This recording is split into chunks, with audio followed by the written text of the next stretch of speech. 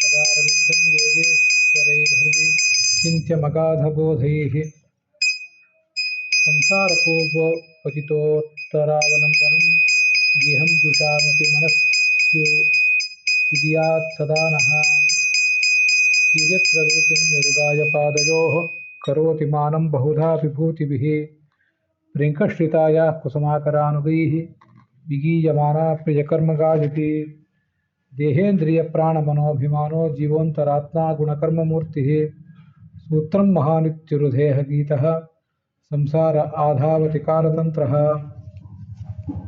यस्वानुभावमखिलश्रुतिसारमेकम् अध्यात्मदीपमतितीर्षतां तमोन्धं संसारिणां करुणयाः पुराणगुह्यं तद्व्याससूनमुपयामि गुरुं मुनीनाम् अथानगाङ्ग्र्योस्तव कीर्तितीर्थयोः अन्तर्बहिस्नानविधूतपाप्मनां भूतेष्वनुक्रोशसुतत्वशीलिनां स्यात्सङ्गमोऽनुग्रहयेशनस्तव ಶ್ರೀ ಗುರುಭ್ಯೋ ನಮಃ. ಭಾಗವತದ ಮಂಡಲ ಸೇವಾದಲ್ಲಿ ಇದು 40ನೇ ಭಾಗ. ಇದು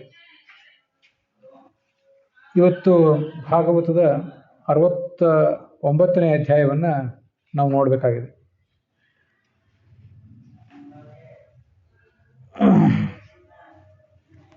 ಪೌಂಡ್ರಕ ವಾಸುದೇವ ಅಂತ ಒಬ್ಬ, ಅವನ ಹನನಾಗಿದ್ದು ಈಗಿನ ಅಧ್ಯಾಯದಲ್ಲಿ ನಾವು ನೋಡಬೇಕಾದಂಥ ವಿಷಯ.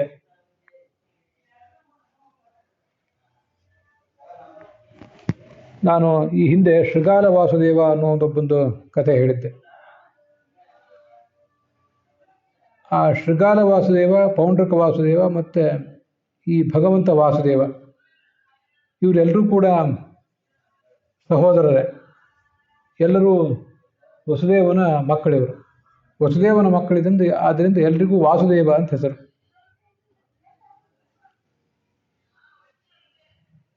ಕಾಶಿರಾಜ ಒಬ್ಬ ಇದ್ದ, ಅವನಿಗೆ ಗಂಡು ಮಕ್ಕಳಿರಲಿಲ್ಲ.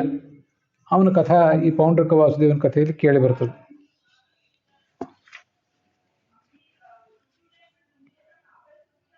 ಅವನು ಈ ಪೌಂಡ್ರಕ ವಾಸುದೇವ ಅನ್ನೋನು ಒಂದು ಬಾರಿ ದ್ವಾರಕೆ ಮೇಲೆ ದಂಡೆತ್ತಿ ಬಂದ. ಕೃಷ್ಣ ಕೈಲಾಸಕ್ಕೆ ಹೋಗಿದ್ದ ಅಂತ ಅವನು ಕಾದಿದ್ದ. ಅವನ್ಯಾಕೆ ದಂಡೆತ್ತಿ ಬಂದಿದ್ದ ಅಂದರೆ, ವಸುದೇವನ ಮಗನಾದಂಥ ಅವನಿಗೂ ವಾಸುದೇವ ಅಂತ ಹೆಸರಿತ್ತು. ಈ ಪೌಂಡ್ರಕ ವಾಸುದೇವನ ತಾಯಿ ಮತ್ತು ಈ ದೇವಕಿ ಇವರೆಲ್ಲರೂ ಸಹೋದರಿಯರೇ. ಆದರೆ ವಸುದೇವ ಆ ಕಡೆ ಮತ್ತೆ ಹೋಗಿರಲಿಲ್ಲ. ಒಂದ್ಸರಿ ಅವಳನ್ನು ಮದುವೆ ಮಾಡ್ಕೊಂಡ ಮೇಲೆ ಮುಂದೆ ಅಲ್ಲಿಗೆ ಹೋಗಿರಲಿಲ್ಲ. ಅದಕ್ಕೆ ಯಾಕೆಂದರೆ ಕಂಸನ ಕಾರಾಗೃಹದಲ್ಲಿ ಇದ್ದುಬಿಟ್ಟಿದ್ದ ದೀರ್ಘಕಾಲ. ಕರವೀರಪುರದ ರಾಜ ಒಬ್ಬ ಇದ್ದ, ಅವನ ಹೆಂಡತಿಯು ಅವನ ಮಗಳು ಕೂಡ ಈ ವಸುದೇವನ ಹೆಂಡತಿಯೇ. ದೇವಕಿ, ಕರವೀರ ರಾಜಪುರದ ಮಗಳು, ಇವರೆಲ್ಲರೂ ಕೂಡ ಈ ವಸುದೇವನ ಹೆಂಡತಿಯರೇ ಇವರು. ಹೀಗೆ ಶೃಗಾಲ ವಾಸುದೇವ ಕರವೀರಪುರದಲ್ಲಿ ಏನಿದ್ನಲ್ಲ, ಅವನು ಜನಿಸಿದ ಮೇಲೆ ಕಾಶಿ ರಾಜ್ಯದಲ್ಲಿದ್ದಂಥ ಈ ಪೌಂಡ್ರಕ ವಾಸುದೇವ ಅವನು ಜನಿಸಿದ ಮೇಲೆ ಮುಂದೆ ಈ ವಸುದೇವ ಅಲ್ಲಿಗೆ ಹೋಗಿರಲಿಲ್ಲ. ಅದು ಅವನಿಗೊಂದು ಸಿಟ್ಟಿತ್ತು. ಮೂಲತಃ ರಾಕ್ಷಸ, ಕೃಷ್ಣನ ಬಗ್ಗೆ ಒಂದು ದ್ವೇಷ. ಇದು ಇನ್ನೊಂದು ಕಾರಣ. ತಾನು ವಸುದೇವ ನಮ್ಮ ತಂದೆ ಅಂದ ಮೇಲೆ ನಮ್ಮ ಹತ್ರ ಬರಬೇಕಿತ್ತು, ನಮ್ಮನ್ನು ನೋಡ್ಕೋಬೇಕಿತ್ತು, ಬಂದಿಲ್ಲ. ದೇವಕಿ ಮಗ ವಾಸುದೇವ ಕೃಷ್ಣ ಏನಿದ್ದಾನೆ ಅವನ ಬಗ್ಗೆನೇ ಅವನಿಗೆ ಪ್ರೇಮ, ನಮ್ಮ ಬಗ್ಗೆ ತಿರಸ್ಕಾರ ಅಂತ ಒಂದು ಸಿಟ್ಟಿತ್ತು ಅವನಿಗೆ. ಅವರು ಯಾದವ್ರನ್ನೆಲ್ಲ ದ್ವೇಷಿಸಿದರು ಇಷ್ಟು ಕಾರಣಗಳಿಂದ. ಕೃಷ್ಣ ಒಂದು ಬಾರಿ ಕೈಲಾಸ ಯಾತ್ರೆ ಮಾಡಿದ್ದ. ಆ ಕೈಲಾಸ ಯಾತ್ರೆ ಮಾಡಿದ ಸಂದರ್ಭದಲ್ಲಿ ದ್ವಾರಕೆಯಲ್ಲಿ ಕೃಷ್ಣ ಇಲ್ಲ ಅಂತ ತಿಳಿದು ಪೌಂಡ್ರಕ ವಾಸುದೇವ ಅಲ್ಲಿ ದಾಳಿ ಮಾಡಿದ.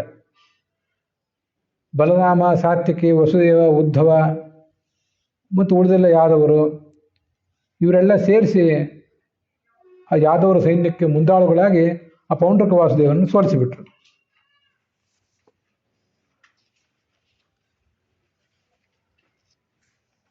ಹೀಗೆ ಅವನು ಸೋತು ಹೋದ. ಮತ್ತು ಅಲ್ಲಿಂದ ಕಾಶಿ ಪಟ್ಟಣಕ್ಕೆ ಹೊರಟೋದ. ಆ ರಾತ್ರಿ ಕಳೀತು, ಬೆಳಗಾಯಿತು. ಕೃಷ್ಣ ಬದರಿಗೆ ಹೋದವನು ಮರಳಿ ಬಂದ.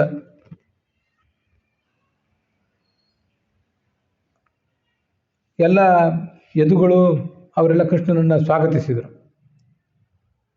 ಸಭೆಯಲ್ಲಿ ಕೂತ್ಕೊಂಡಿದ್ದಾಗ ಹೀಗೆ ಪೌಂಡ್ರಕ ವಾಸುದೇವ ದಾಳಿ ಮಾಡಿದ್ದನ್ನು ಅವನಿಗೆ ಹೇಳಿದರು. ಮುಂದೆ ಈ ಕಾಶಿರಾಜ ಪೌಂಡ್ರಕ ವಾಸುದೇವ ಮತ್ತೊಂದು ಸರಿ ಕೃಷ್ಣನ ಮೇಲೆ ದಂಡೆತ್ತಿ ಬರಬೇಕು ಅಂತ ಪ್ರಯತ್ನಪಟ್ಟ. ಕೃಷ್ಣನನ್ನು ಏನಾದ್ರು ಮಾಡಿ ಸೋಲಿಸಬೇಕು ಅಂತ ಒಂದು ಆಲೋಚನೆ. ಅದು ಯಾಕೆ ಅಂದರೆ ಅವನಿಗೆ ಕೆಲವು ಜನ ಮೂರ್ಖರು ಹೀಗೆ ಹೇಳಿದ್ರಂತೆ. ತ್ವಂ ವಾಸುದೇವೋ ಭಗವಾನ್ ಅವತೀರ್ಣೋ ಜಗತ್ಪತಿ ಇತಿ ಪ್ರಸ್ತೋಭಿತೋ ಬಾಲೈ ಮೇನೆ ಸ್ವಾತ್ಮಾನ ಅಚ್ಯುತಂ. ಇದೊಂದು ತುಂಬ ಹಾಸ್ಯದ ಪ್ರಸಂಗ, ಇದನ್ನು ಗಮನಿಸಬೇಕು. ಕೃಷ್ಣನ ಹತ್ರ ಬಂದು ನೀನೇ ಭಗವಂತ ಅವನನ್ನು ಸ್ತೋತ್ರ ಮಾಡೋರಿದ್ದಾರಲ್ಲ, ಹಾಗೆ ಈ ಪೌಂಡ್ರಕ ವಾಸುದೇವನ ಬಳಿ ಹೋಗಿ ನೀನೇ ನಿಜವಾದ ವಾಸುದೇವ, ನೀನೇ ಜಗತ್ತಿನ ಒಡೆಯ ಅಂತ ಅವನ ಕೆಲವರು ಪುಸಲಾಯಿಸಿದರು. ಕೆಲವು ಜನ ಮೂರ್ಖರು, ಅವರು ಅಜ್ಞಾನಿಗಳೇ. ಇವನಿಗೆ ನಾನೇ ಭಗವಂತ ಅಂತ ಭ್ರಮೆ ಹುಟ್ಟಿತ್ತು. ಇದು ಎಂಥ ಭ್ರಮೆಗಳು ಅಂದರೆ, ನಾನೊಬ್ಬ ದೊಡ್ಡ ಪಂಡಿತ, ನಾನೊಬ್ಬ ದೊಡ್ಡ ಜ್ಞಾನಿ ಅಂತ ಕೆಲವರಿಗೆ ಭ್ರಮೆ ಹುಟ್ಟೋದಿದೆ. ಜಗತ್ತಿನ ಉಪಕಾರಕ್ಕಾಗಿ ನಾನು ಅವತಾರ ಮಾಡಿಬಿಟ್ಟಿದ್ದೇನೆ, ನನ್ನಿಂದ ಜನ ಉದ್ಧಾರ ಆಗ್ತಿದ್ದಾರೆ ಅಂತ ಏನೇನೋ ಭ್ರಮೆಗಳಿರ್ತವೆ ಮನುಷ್ಯನಿಗೆ. ಯಾರಿಗೆ ಅಧಿಕಾರ ಏರಿರ್ತಾರೆ, ಆ ಅಧಿಕಾರ ಏರಿದವರಿಗೆ ಇಂಥ ನೀಚರ ಸಹವಾಸ ಯಾವತ್ತೂ ಇರ್ತದೆ. ಅಧಿಕಾರದಲ್ಲಿದ್ದವರನ್ನು ಪುಸಲಾಯಿಸಿ ಅವರನ್ನು ಹೊಗಳಿ ತಮ್ಮ ಸ್ವಾರ್ಥ ಬೇಯಿಸ್ಕೊತಿರ್ತಾರೆ. ಜಗತ್ತಿನಿಂದ ಎಲ್ಲ ಕಡೆ ಕೊಂಡು ಬರ್ತಿರ್ತದೆ. ಇನ್ನು ಕೆಲವು ಕಡೆ ಯಾರೋ ಜ್ಞಾನಿಗಳಾದವರು ಅಂತಿಂಥವರು ಅವರನ್ನು ಪುಸಲಾಯಿಸಿ ಜಗತ್ತಿನ ಅಜ್ಞಾನದ ಪರಿಹಾರಕ್ಕಾಗಿ ನೀವು ಹುಟ್ಟಿದ್ದೀರಿ, ನಿಮ್ಮಿಂದ ಜಗತ್ತೆಲ್ಲ ಜ್ಞಾನವನ್ನು ಪಡ್ಕೊಂಡು ಉದ್ಧಾರ ಆಗಬೇಕಾಗಿದೆ ಅಂತ ಯಾರೋ ಹೇಳಿಬಿಡ್ತಾರೆ. ಅಂಥವರು ನಾವ್ಯಾವುದೋ ಮಹಾಪುರುಷ ಅಂತ ತಿಳ್ಕೊಂಡು ಭ್ರಮಿಸ್ತಿರ್ತಾರೆ. ದೇವೋವ ಕೇಶವಾಂಶೋವ ನಚೇದಿದ್ರಿಂಗತಿ ಕುತಃ. ನಾನೊಬ್ಬ ದೇವತೆ ಇದ್ದಿರಬೇಕು, ಇಲ್ಲ ದೇವತೆಯ ಸನ್ನಿಧಾನವರು ನನ್ನಲ್ಲಿ ಇದ್ದಿರಬೇಕು. ಇಲ್ಲೇ ಹೋಗಿ ಇಷ್ಟು ದೊಡ್ಡ ಬುದ್ಧಿವಂತಿಕೆ, ಇಷ್ಟು ದೊಡ್ಡ ಪಾಂಡಿತ್ಯ, ಇಷ್ಟು ದೊಡ್ಡ ಅಧಿಕಾರ ಇದೆಲ್ಲ ನನಗೆ ಹೇಗೆ ಸಿಗ್ಲಿಕ್ಕೆ ಸಾಧ್ಯ ಅಂತ ಭ್ರಮೆ ಹೊಂದಿಬಿಡ್ತಾರೆ. ತುಂಬ ವಿಚಿತ್ರ. ಆದರೆ ಜಗತ್ತಿನಲ್ಲಿ ಇಂಥವ್ರು ಇರ್ತಾರೆ, ಈಗಲೂ ಇದ್ದಾರೆ, ಆವಾಗಲೂ ಇದ್ದಾರೆ.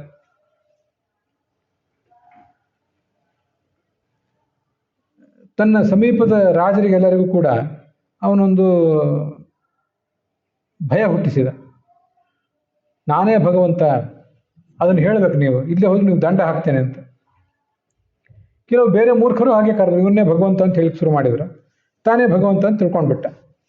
ಭ್ರಾಂತಿಗಳಲ್ಲಿ ಅತಿ ದೊಡ್ಡ ಭ್ರಾಂತಿ ಇದು. ನಾನೊಬ್ಬ ದೊಡ್ಡ ಪಂಡಿತ, ಜಗತ್ತಿನ ಕಲ್ಯಾಣಕ್ಕಾಗಿ, ಜಗತ್ತಿನ ಉದ್ಧಾರ ಮಾಡಲಿಕ್ಕಾಗಿ ಹುಟ್ಟಿದ ರಾಜ ಅಂತೇನೋ ಭ್ರಮೆ ಬರೋದು ಒಂದು ಸಾಧಾರಣ ಭ್ರಮೆ. ನಾನೇ ಭಗವಂತ ಅಂತ ಭ್ರಮೆ ಬಂದುಬಿಡ್ತೀವಿ ಅವನಿಗೆ. ಅವನೇನು ಮಾಡಿದ, ಒಬ್ಬ ದೂತರನ್ನು ಕೊಟ್ಟು ಕಳಿಸಿದ ಕೃಷ್ಣನ ಕಡೆ. ನಾನೇ ಭಗವಂತ, ವಾಸುದೇವ ಅವತೀರ್ಣೋಹಂ ಏಕ ಏವ ನಚಾಪರಃ. ಇಡೀ ಜಗತ್ತಿನ ಮೇಲೆ ಕರುಣೆ ಇಟ್ಟು ನಾನು ವಾಸುದೇವನಾಗಿ ಹುಟ್ಟಿದ್ದೇನೆ, ನನ್ನ ಹೊರತು ಇನ್ಯಾವ ವಾಸುದೇವನೂ ಇಲ್ಲ. ನೀನೇನು ಕೃಷ್ಣ ವಾಸುದೇವ ಅಂತ ಹೆಸರು ಇಟ್ಕೊಂಡಿದ್ದೆಯಲ್ಲ, ಹೆಸರನ್ನು ತೆಗೆದು ಹಾಕ. ಮತ್ತೆ ಶಂಖ ಚಕ್ರ ಇವೆಲ್ಲ ಚಿಹ್ನೆಗಳಿವೆಯಲ್ಲ, ಅವೆಲ್ಲ ನನ್ನದೇ ಚಿಹ್ನೆ. ಅದನ್ನು ನೀನು ಇಟ್ಕೊಂಡು ಏನು ಮೆರೆದಾಡ್ತಿರೋದು, ಅದನ್ನೆಲ್ಲ ನನಗೆ ಕಳಿಸೋನು, ನನಗೆ ಶರಣ ಆಗು. ಇಲ್ಲದೆ ಹೋದರೆ ನನ್ನ ಜೊತೆ ಯುದ್ಧ ಆರು ಮಾಡುವ ಅಂತ ಕೃಷ್ಣನಿಗೊಂದು ಸಂದೇಶ ಕಳಿಸಿದೆ. ಅವರೆಲ್ಲ ಜೋರಾಗಿ ನಕ್ಬಿಟ್ರಂತೆ. ತಾತ್ಪರ್ಯ ನಿರ್ಣಯದಲ್ಲಿ ಕೆಲವು ವಿಷಯಗಳನ್ನು ಹೇಳ್ತಾರೆ. ಈ ಕೃಷ್ಣನಿಗೆ ಕೆಲವು ಅಸಾಧಾರಣ ಲಕ್ಷಣಗಳಿವೆ. ಇದೇ ಮೇಲೆ ಶ್ರೀವತ್ಸ ಚಿಹ್ನೆ ಇರ್ತದೆ, ಗರುಡ ಅಂತ ಒಂದು ವಾಹನ ಇರ್ತದೆ. ಇದೆಲ್ಲ ಎಲ್ಲಿಂದ ಬರಬೇಕು? ಅದಕ್ಕೆ ಭಾಗವತದಲ್ಲೂ ಒಂದಿಷ್ಟನ್ನು ಹೇಳ್ತಾರೆ, ತಾತ್ಪರ್ಯ ನಿರ್ಣಯದಲ್ಲೂ ಹೇಳ್ತಾರೆ. ಶ್ರೀವತ್ಸ ಅಂದರೆ ಈ ಎದೆಗಳ ಮೇಲೆ ರೋಮ ಇರ್ತದಲ್ಲ, ಆ ರೋಮದ್ದೇ ಒಂದು ರೋಮಜಾತೇನ ಭಾಸ್ವತ ಶ್ರೀವತ್ಸೇನ ಉರಸಿ ಶ್ರೀಮಾನ್ ಅಂತ ಹರಿವಂಶದಲ್ಲಿ ವಾಮನ ರೂಪದ ಭಗವಂತನ ವರ್ಣನೆ ಮಾಡೋ ಪ್ರಸಂಗದಲ್ಲಿ ಅದು ಬರ್ತದೆ. ಲಕ್ಷ್ಮೀದೇವಿ ಸನ್ನಿಧಾನ ಇರುವಂಥ ಒಂದು ರೋಮದ ಸುಳಿ ಅದು, ಅದಕ್ಕೆ ಶ್ರೀವತ್ಸ ಅಂತಾರೆ. ಅದು ಭಗವಂತನಿಗಿತ್ತು. ಅದು ಮೂಲ ರೂಪದಲ್ಲೂ ಇರ್ತದೆ, ಅವತಾರ ರೂಪದಲ್ಲೂ ಇರ್ತದೆ. ಸರಿ, ಈ ಪೌಂಡ್ರಕ ವಾಸುದೇವನಿಗೆ ಎಲ್ಲಿ ಬರಬೇಕು? ಅದಕ್ಕೆ ಅವನು ಎದೆ ಸುಟ್ಕೊಂಡಿದ್ದಂತೆ. ಶ್ರೀವತ್ಸಾಂತೆ ದಗ್ಧ ವಕ್ಷಸ್ಥಳಂ ಅಂತ ಆಚಾರ್ಯರು ಅದನ್ನು ಹೇಳ್ತಾರೆ. ಭಾಗವತದಲ್ಲಿ ಅದು ಬರೋದಿಲ್ಲ, ಆದರೆ ಅಂಥದ್ದೊಂದು ಪ್ರಯತ್ನ ಮಾಡಿದ್ದ, ಸುಟ್ಕೊಂಡಿದ್ದ. ಪ್ರಾಯ ಮೇಲ್ಮೇಲೆ ಸುಟ್ಕೋತಿದ್ದ ನಾನು. ಒಂದ್ಸರಿ ಸುಟ್ಕೊಂಡ್ರೆ ಅದು ಸುಟ್ಟಿದ್ದು ಹೋಗ್ತದೆ ಕ್ರಮೇಣ, 3-4 ತಿಂಗಳು 4-5 ತಿಂಗಳಾದ್ಮೇಲೆ. ಅದು ಹೋಗಬಾರ್ದು ಅಂತ ಮೇಲಿಂದ ಮೇಲೆ ಸುಟ್ಕೋತಾ ಇದ್ನ ನಾನು, ಇಂಥ ಹುಚ್ಚ. ಸರಿ, ಗರುಡ ಬೇಕಲ್ಲ, ಇನ್ನು ಹಾರ್ಲಿಕ್ಕೆ ಗರುಡ ಬೇಕಲ್ಲ. ಭಗವಂತನ ವಾಹನ ಗರುಡ ಆಕಾಶದಲ್ಲಿ ತಾನೇ ಹಾರ್ತಿತ್ತು, ಅದು ಪಕ್ಷಿ. ಇವನೇನು ಮಾಡ್ತಿದ್ದ ಅಂದರೆ, ತನಗೊಂದು ಗರುಡ ಬೇಕು ಅಂತ ಹೇಳಿ ಜನ ಎಲ್ಲ ಹುಚ್ಚೆಬ್ಬಿಸಿದ್ರಲ್ಲ. ರಥಕ್ಕೆ ಕುದುರೆಗಳು, ಆ ರಥದ ನಡುವೆ ಒಂದು ಬಂಗಾರದ ಗರುಡ, ಒಂದು ಕಡೆ ಕೂತಿದ್ದ ಗರುಡ, ಅದು ಎಲ್ಲಿ ಹಾರಾಡುವ ಗರುಡ ಅಲ್ಲ. ತಮಾಯಾಂತಂ ರಥೋಪಸ್ಥೆ ಸುವರ್ಣ ಗರುಡೇ ಸ್ಥಿತಂ, 25ನೇ ಶ್ಲೋಕ, 69ನೇ ಶ್ಲೋಕ. ರಥದ ನಡುವೆ ಚಿನ್ನದ ಗರುಡ, ಅದನ್ನು ಏರಿ ಇವನು ಕೂತಿದ್ದಾನೆ. ಅದು ಓಡುವುದು ಮುಂದೆ ಕುದುರೆಗಳೇ ಓಡಬೇಕು, ಈ ಗರುಡ ಏನು ಓಡೋದಿಲ್ಲ.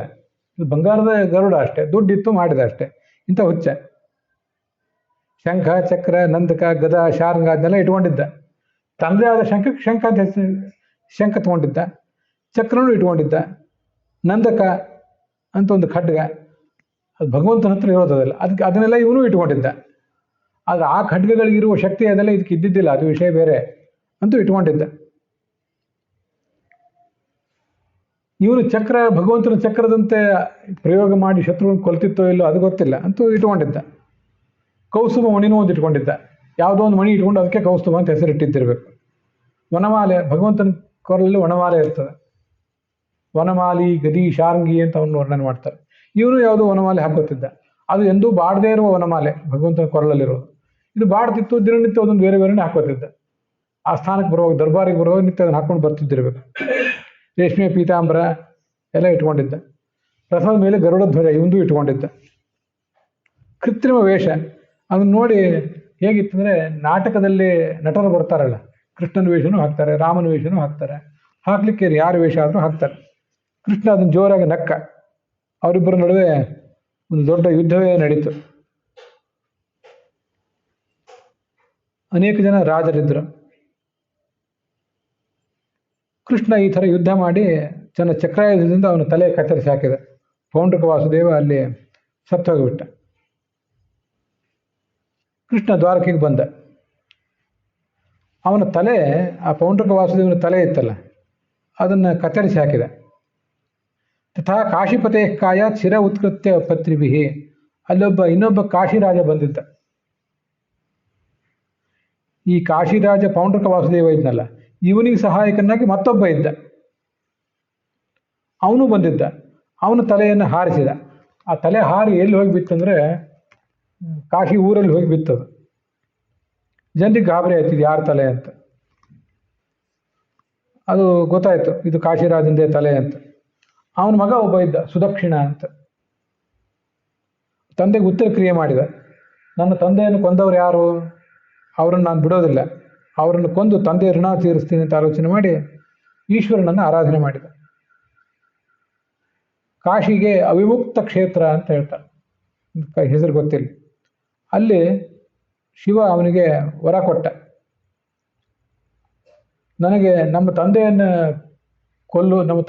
ತಂದೆಯನ್ನು ಕೊಂದ ಹಂತಕನನ್ನು ಕೊಲ್ಲಬೇಕಾಗಿದೆ, ಅದಕ್ಕಾಗಿ ವರ ಕೊಡು ಅಂತ. ಒಂದು ಯಜ್ಞ ಮಾಡು, ದಕ್ಷಿಣಾಗ್ನಿ ಅಂತ ಒಬ್ಬ ಯಜ್ಞ, ದಕ್ಷಿಣಾಗ್ನಿ ಅಂತ ಒಬ್ಬ ಅಗ್ನಿ, ಅವನನ್ನು ಆರಾಧನೆ ಮಾಡು. ಮತ್ತು ಆ ಅಗ್ನಿಯನ್ನು ಎಲ್ಲಿ ಪ್ರಯೋಗ ಮಾಡಬೇಕು ಅಂದರೆ, ದುಷ್ಟರ ಮೇಲೆ ಪ್ರಯೋಗ ಮಾಡಬೇಕು. ಸಾಧಯಿಷ್ಯತಿ ಸಂಕಲ್ಪಂ ಅಬ್ರಹ್ಮಣ್ಯೇ ಪ್ರಯೋಜಿತ. ಯಾರಿಗೆ ಗುರು ಹಿರಿಯರ ಬಗ್ಗೆ, ಜ್ಞಾನಿಗಳ ಬಗ್ಗೆ ಗೌರವ ಇರೋದಿಲ್ಲ, ಅಂಥವ್ರ ಮೇಲೆ ಅದನ್ನು ಪ್ರಯೋಗ ಮಾಡು. ಆವಾಗ ನನ್ನ ಶಕ್ತಿಯೂ ಕೂಡ ಅಲ್ಲಿ ಅದು ಬರ್ತದೆ. ಆ ಅಗ್ನಿ ಹಾಗೆ ನನ್ನ ಶಕ್ತಿ ಅವೆರಡು ಸೇರಿ ನಿನ್ನ ಶತ್ರುಗಳನ್ನು ಸೋಲಿಸ್ತಾರೆ. ಇಷ್ಟೆಲ್ಲ ಅವನು ಮಾಡಿದ್ಮೇಲೆ ಯಜ್ಞ ಮಾಡಿದ. ಅಲ್ಲಿ ದಕ್ಷಿಣಾಗ್ನಿ ಅಂತ ಬಂತು ನೋಡಿ. ಅಗ್ನಿಗಳು ಒಟ್ಟು 3 ಅಗ್ನಿಗಳು, ಗಾರ್ಹಪತ್ಯಾಗ್ನಿ, ಆಹವನೀಯಾಗ್ನಿ ಮತ್ತು ದಕ್ಷಿಣಾಗ್ನಿ ಅಂತ 3 ಥರದ ಅಗ್ನಿಗಳು. ಈ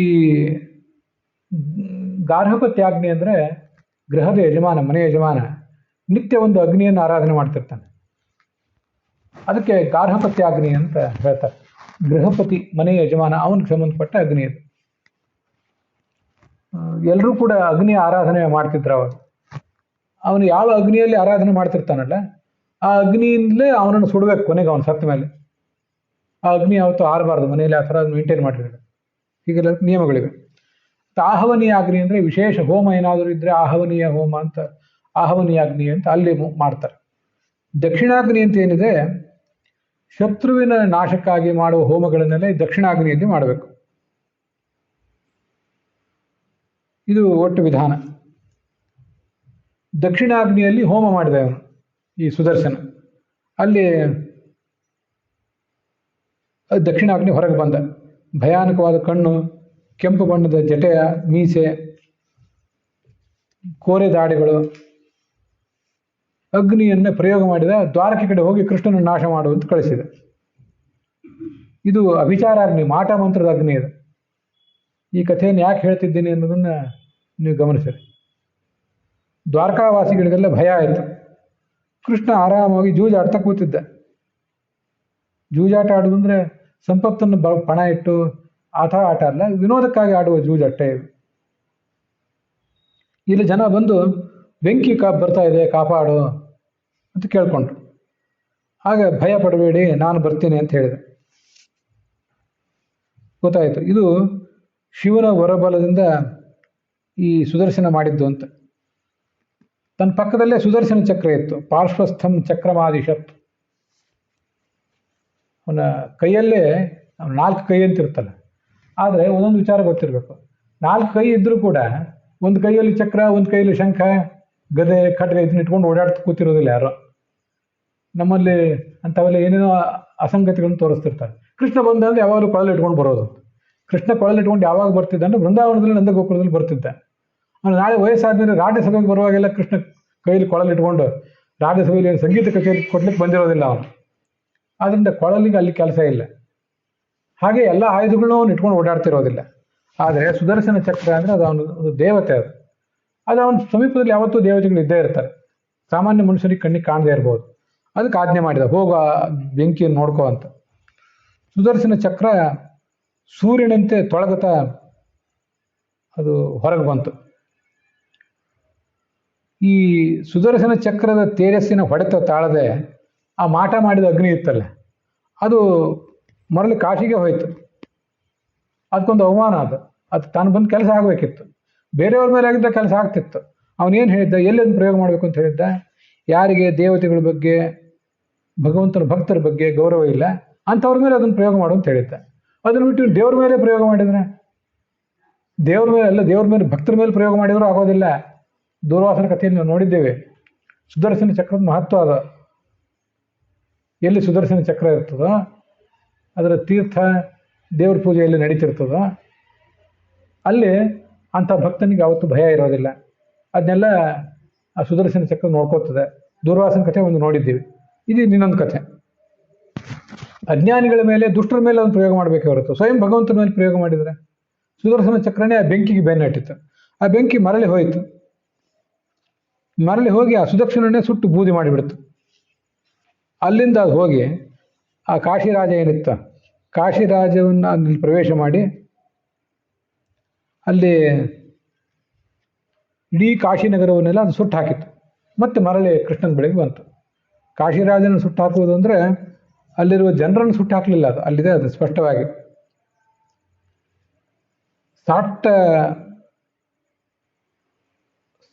ಸಾಟ್ಟ ಸಭಾ ಲಯಾಪಣಾಂ ಅಂತ ಅಲ್ಲಿ ಪ್ರವೇಶಿಸಿ, ಅಟ್ಟ ಸಭಾ, ಅನ್ನ ಅಂತಿದೆ, ಅನ್ನ ಅಲ್ಲ ಅದು, ಅಟ್ಟ. ಪುಸ್ತಕ ಇಟ್ಕೊಂಡು ಯಾರು ಈ ಭಾಗವತ ನೋಡೋರಿದ್ರೆ ಅದನ್ನು ಸ್ವಲ್ಪ ತಿದ್ಕೋಬೇಕು. ಆಕಸ್ಮಿಕವಾಗಿ ಮುದ್ರಣ ದೋಷ ಆಗಿರ್ತದೆ. ಅಟ್ಟ ಅಂತ ಸಂಸ್ಕೃತದಲ್ಲಿದೆ. ಅಟ್ಟ ಅಂದರೆ ಉಪ್ಪರಿಗೆ, ಸಭೆ, ಮೀಟಿಂಗ್ ಹಾಲ್ಗಳು. ಹೀಗೆ ಅದು ಅನ್ನ ಸಭೆ ಅಲ್ಲ, ಅಟ್ಟ ಸಭೆ ಅಂಗಡಿ ಅಂತ ಹೀಗೆ ಅದೆಲ್ಲ ಆಗಬೇಕು ಅಂತ ಒಂದು ಬಂದು ಇಡೀ ಕಾಶಿನಗರವನ್ನೇ ಅದು ಸುಟ್ಟು ಹಾಕಿಬಿಡ್ತು. ಯಾಕೆಂದರೆ ಕೃಷ್ಣನ ಮೇಲೆ ಪ್ರಯೋಗ ಮಾಡಿದ್ದ, ಅದು ತಿರುಗು ಬಾಣ ಆಯಿತು ಅವನಿಗೆ. ಇದು ಅಲ್ಲಿರುವಂಥ ಕಥೆ.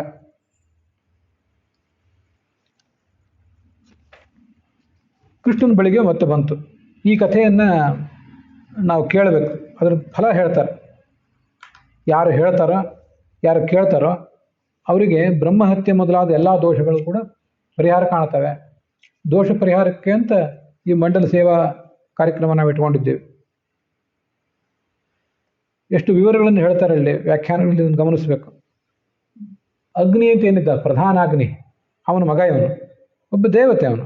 ಶಿವವನ್ನು ಹೊರ ಎತ್ತು ಬಲಿಷ್ಠನಾದ.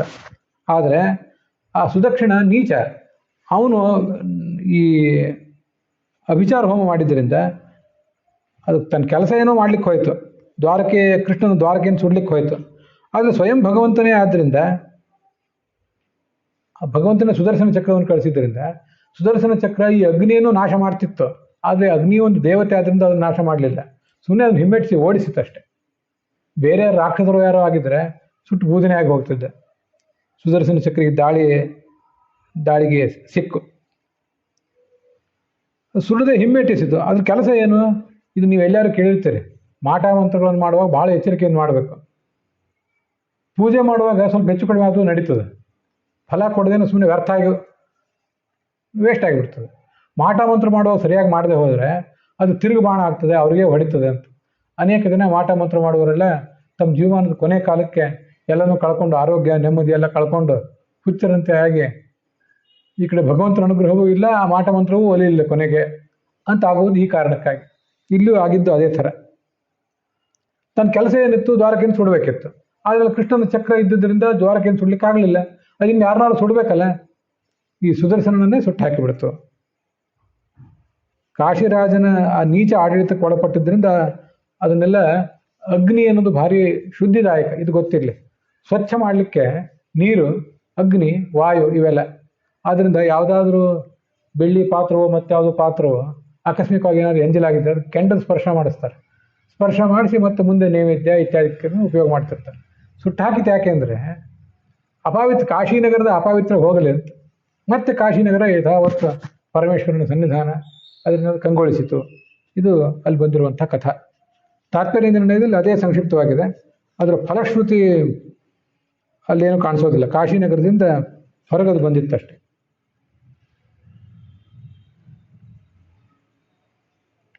ಇದು ಈ ಪೌಂಡ್ರಕ ವಾಸುದೇವ ಅವನ ಕಥೆ. ಆಡಳಿತಗಾರರಾದವರು ಯಾರೋ ಮೂರ್ಖರ ಮಾತಿಗೆ ಬೆಲೆ ಕೊಟ್ಟು ತಮ್ಮ ಬಗ್ಗೆ ಅಲ್ಲಸಲ್ಲದ ಭ್ರಮೆಗಳನ್ನೆಲ್ಲ ಬೆಳೆಸ್ಕೊಂಡ್ರೆ ಅದಕ್ಕೆ ಅವರಿಗೆ ಇಂಥದ್ದೊಂದು ಹಾನಿ ಆಗ್ತದೆ. ಅದು ನಮಗಲ್ಲಿ ಕಾಣಿಸುವಂಥದ್ದು. ಇದರ ಮುಂದೆ ನಾವು ನೋಡುವುದು, ಕೃಷ್ಣ ಒಂದು ಯಜ್ಞ ಮಾಡಿದಂತೆ. ಒಂದು ಸೂರ್ಯಗ್ರಹಣ ಇತ್ತು, ಸಮಂತ ಪಂಚಕ ಅಂತ. ಆ ಸಮಂತ ಪಂಚಕ ಎಲ್ಲಿದೆ ಅಂದರೆ ಕುರುಕ್ಷೇತ್ರ, ಕೌರವ ಪಾಂಡವರು ಯುದ್ಧ ನಡೆದಿತ್ತಲ್ಲ ಆ ಪರಿಸರದಲ್ಲೇ ನಡೆದದ್ದು ಒಂದು ಯಜ್ಞ ಅದು. ಅದಕ್ಕೆ ಸಮಂತ ಪಂಚಕ ಅಂತ ಯಾಕೆ ಕರೀತಾರೆ ಅಂದರೆ, ಪರಶುರಾಮ ಹಿಂದೆ ದುಷ್ಟ ಕ್ಷತ್ರಿಯರನ್ನೆಲ್ಲ ನಾಶ ಮಾಡಿ ಅವರ ರಕ್ತದಿಂದ 5 ಸರೋವರಗಳನ್ನು ಮಾಡಿದ್ದ. ಮುಂದೆ ಆ ರಕ್ತ ಹೋಯ್ತು, ಬರೀ ನೀರು ಉಳಿತಷ್ಟೇ ಅಲ್ಲಿ. ಕುರುಕ್ಷೇತ್ರದಲ್ಲಿ ಯಜ್ಞನೂ ಮಾಡಿದ್ದ. ಅಂತಹ ಪವಿತ್ರ ಕ್ಷೇತ್ರ ಕುರುಕ್ಷೇತ್ರ, ಧರ್ಮಕ್ಷೇತ್ರ ಕುರುಕ್ಷೇತ್ರ ಅಂತ ಭಗವದ್ಗೀತೆಯಲ್ಲೇ ನಾವು ನೋಡ್ತೇವೆ. ಪವಿತ್ರವಾದ ಕ್ಷೇತ್ರ ಅದು. ಅಲ್ಲಿ ಈ ಯಾದವರೆಲ್ಲ ಬಂದರು, ಅಕ್ರೂರ, ಗದ, ವಾಸುದೇವ. ಅಲ್ಲಿ ತಾತ್ಕಾಲಿಕ ಒಂದು ಬಿಡಾರ ಮಾಡಿದರು, ಹುಲ್ಲು ಎಲೆ ಇತ್ಯಾದಿಗಳನ್ನು ಕಟ್ಕೊಂಡು ಬಿಡಾರ ಮಾಡಿದರು. ಅಲ್ಲಿಯೇ ಈ ನಂದಗೋಪ ಮೊದಲಾದವರು ಕೂಡ ಬಂದರು. 100 ಜನ ಬಂದಿದ್ದರು. ಕೃಷ್ಣನ ಕಥೆಗಳನ್ನು ಪರಸ್ಪರ ಹೇಳ್ಕೊಂಡು ಸ್ವಲ್ಪ ದಿವಸ ಅಲ್ಲೇ ಇದ್ರು ಇವರೆಲ್ಲರೂ ಕೂಡ. ಗೋಪಸ್ತ್ರೀಯರು ಕೂಡ ಬಂದಿದ್ರು. ಕುಂತಿ ವಸುದೇವನ ಮುಂದೆ ತನ್ನ ಕಷ್ಟಗಳನ್ನೆಲ್ಲ ಹೇಳ್ಕೊಂಡ್ಳು.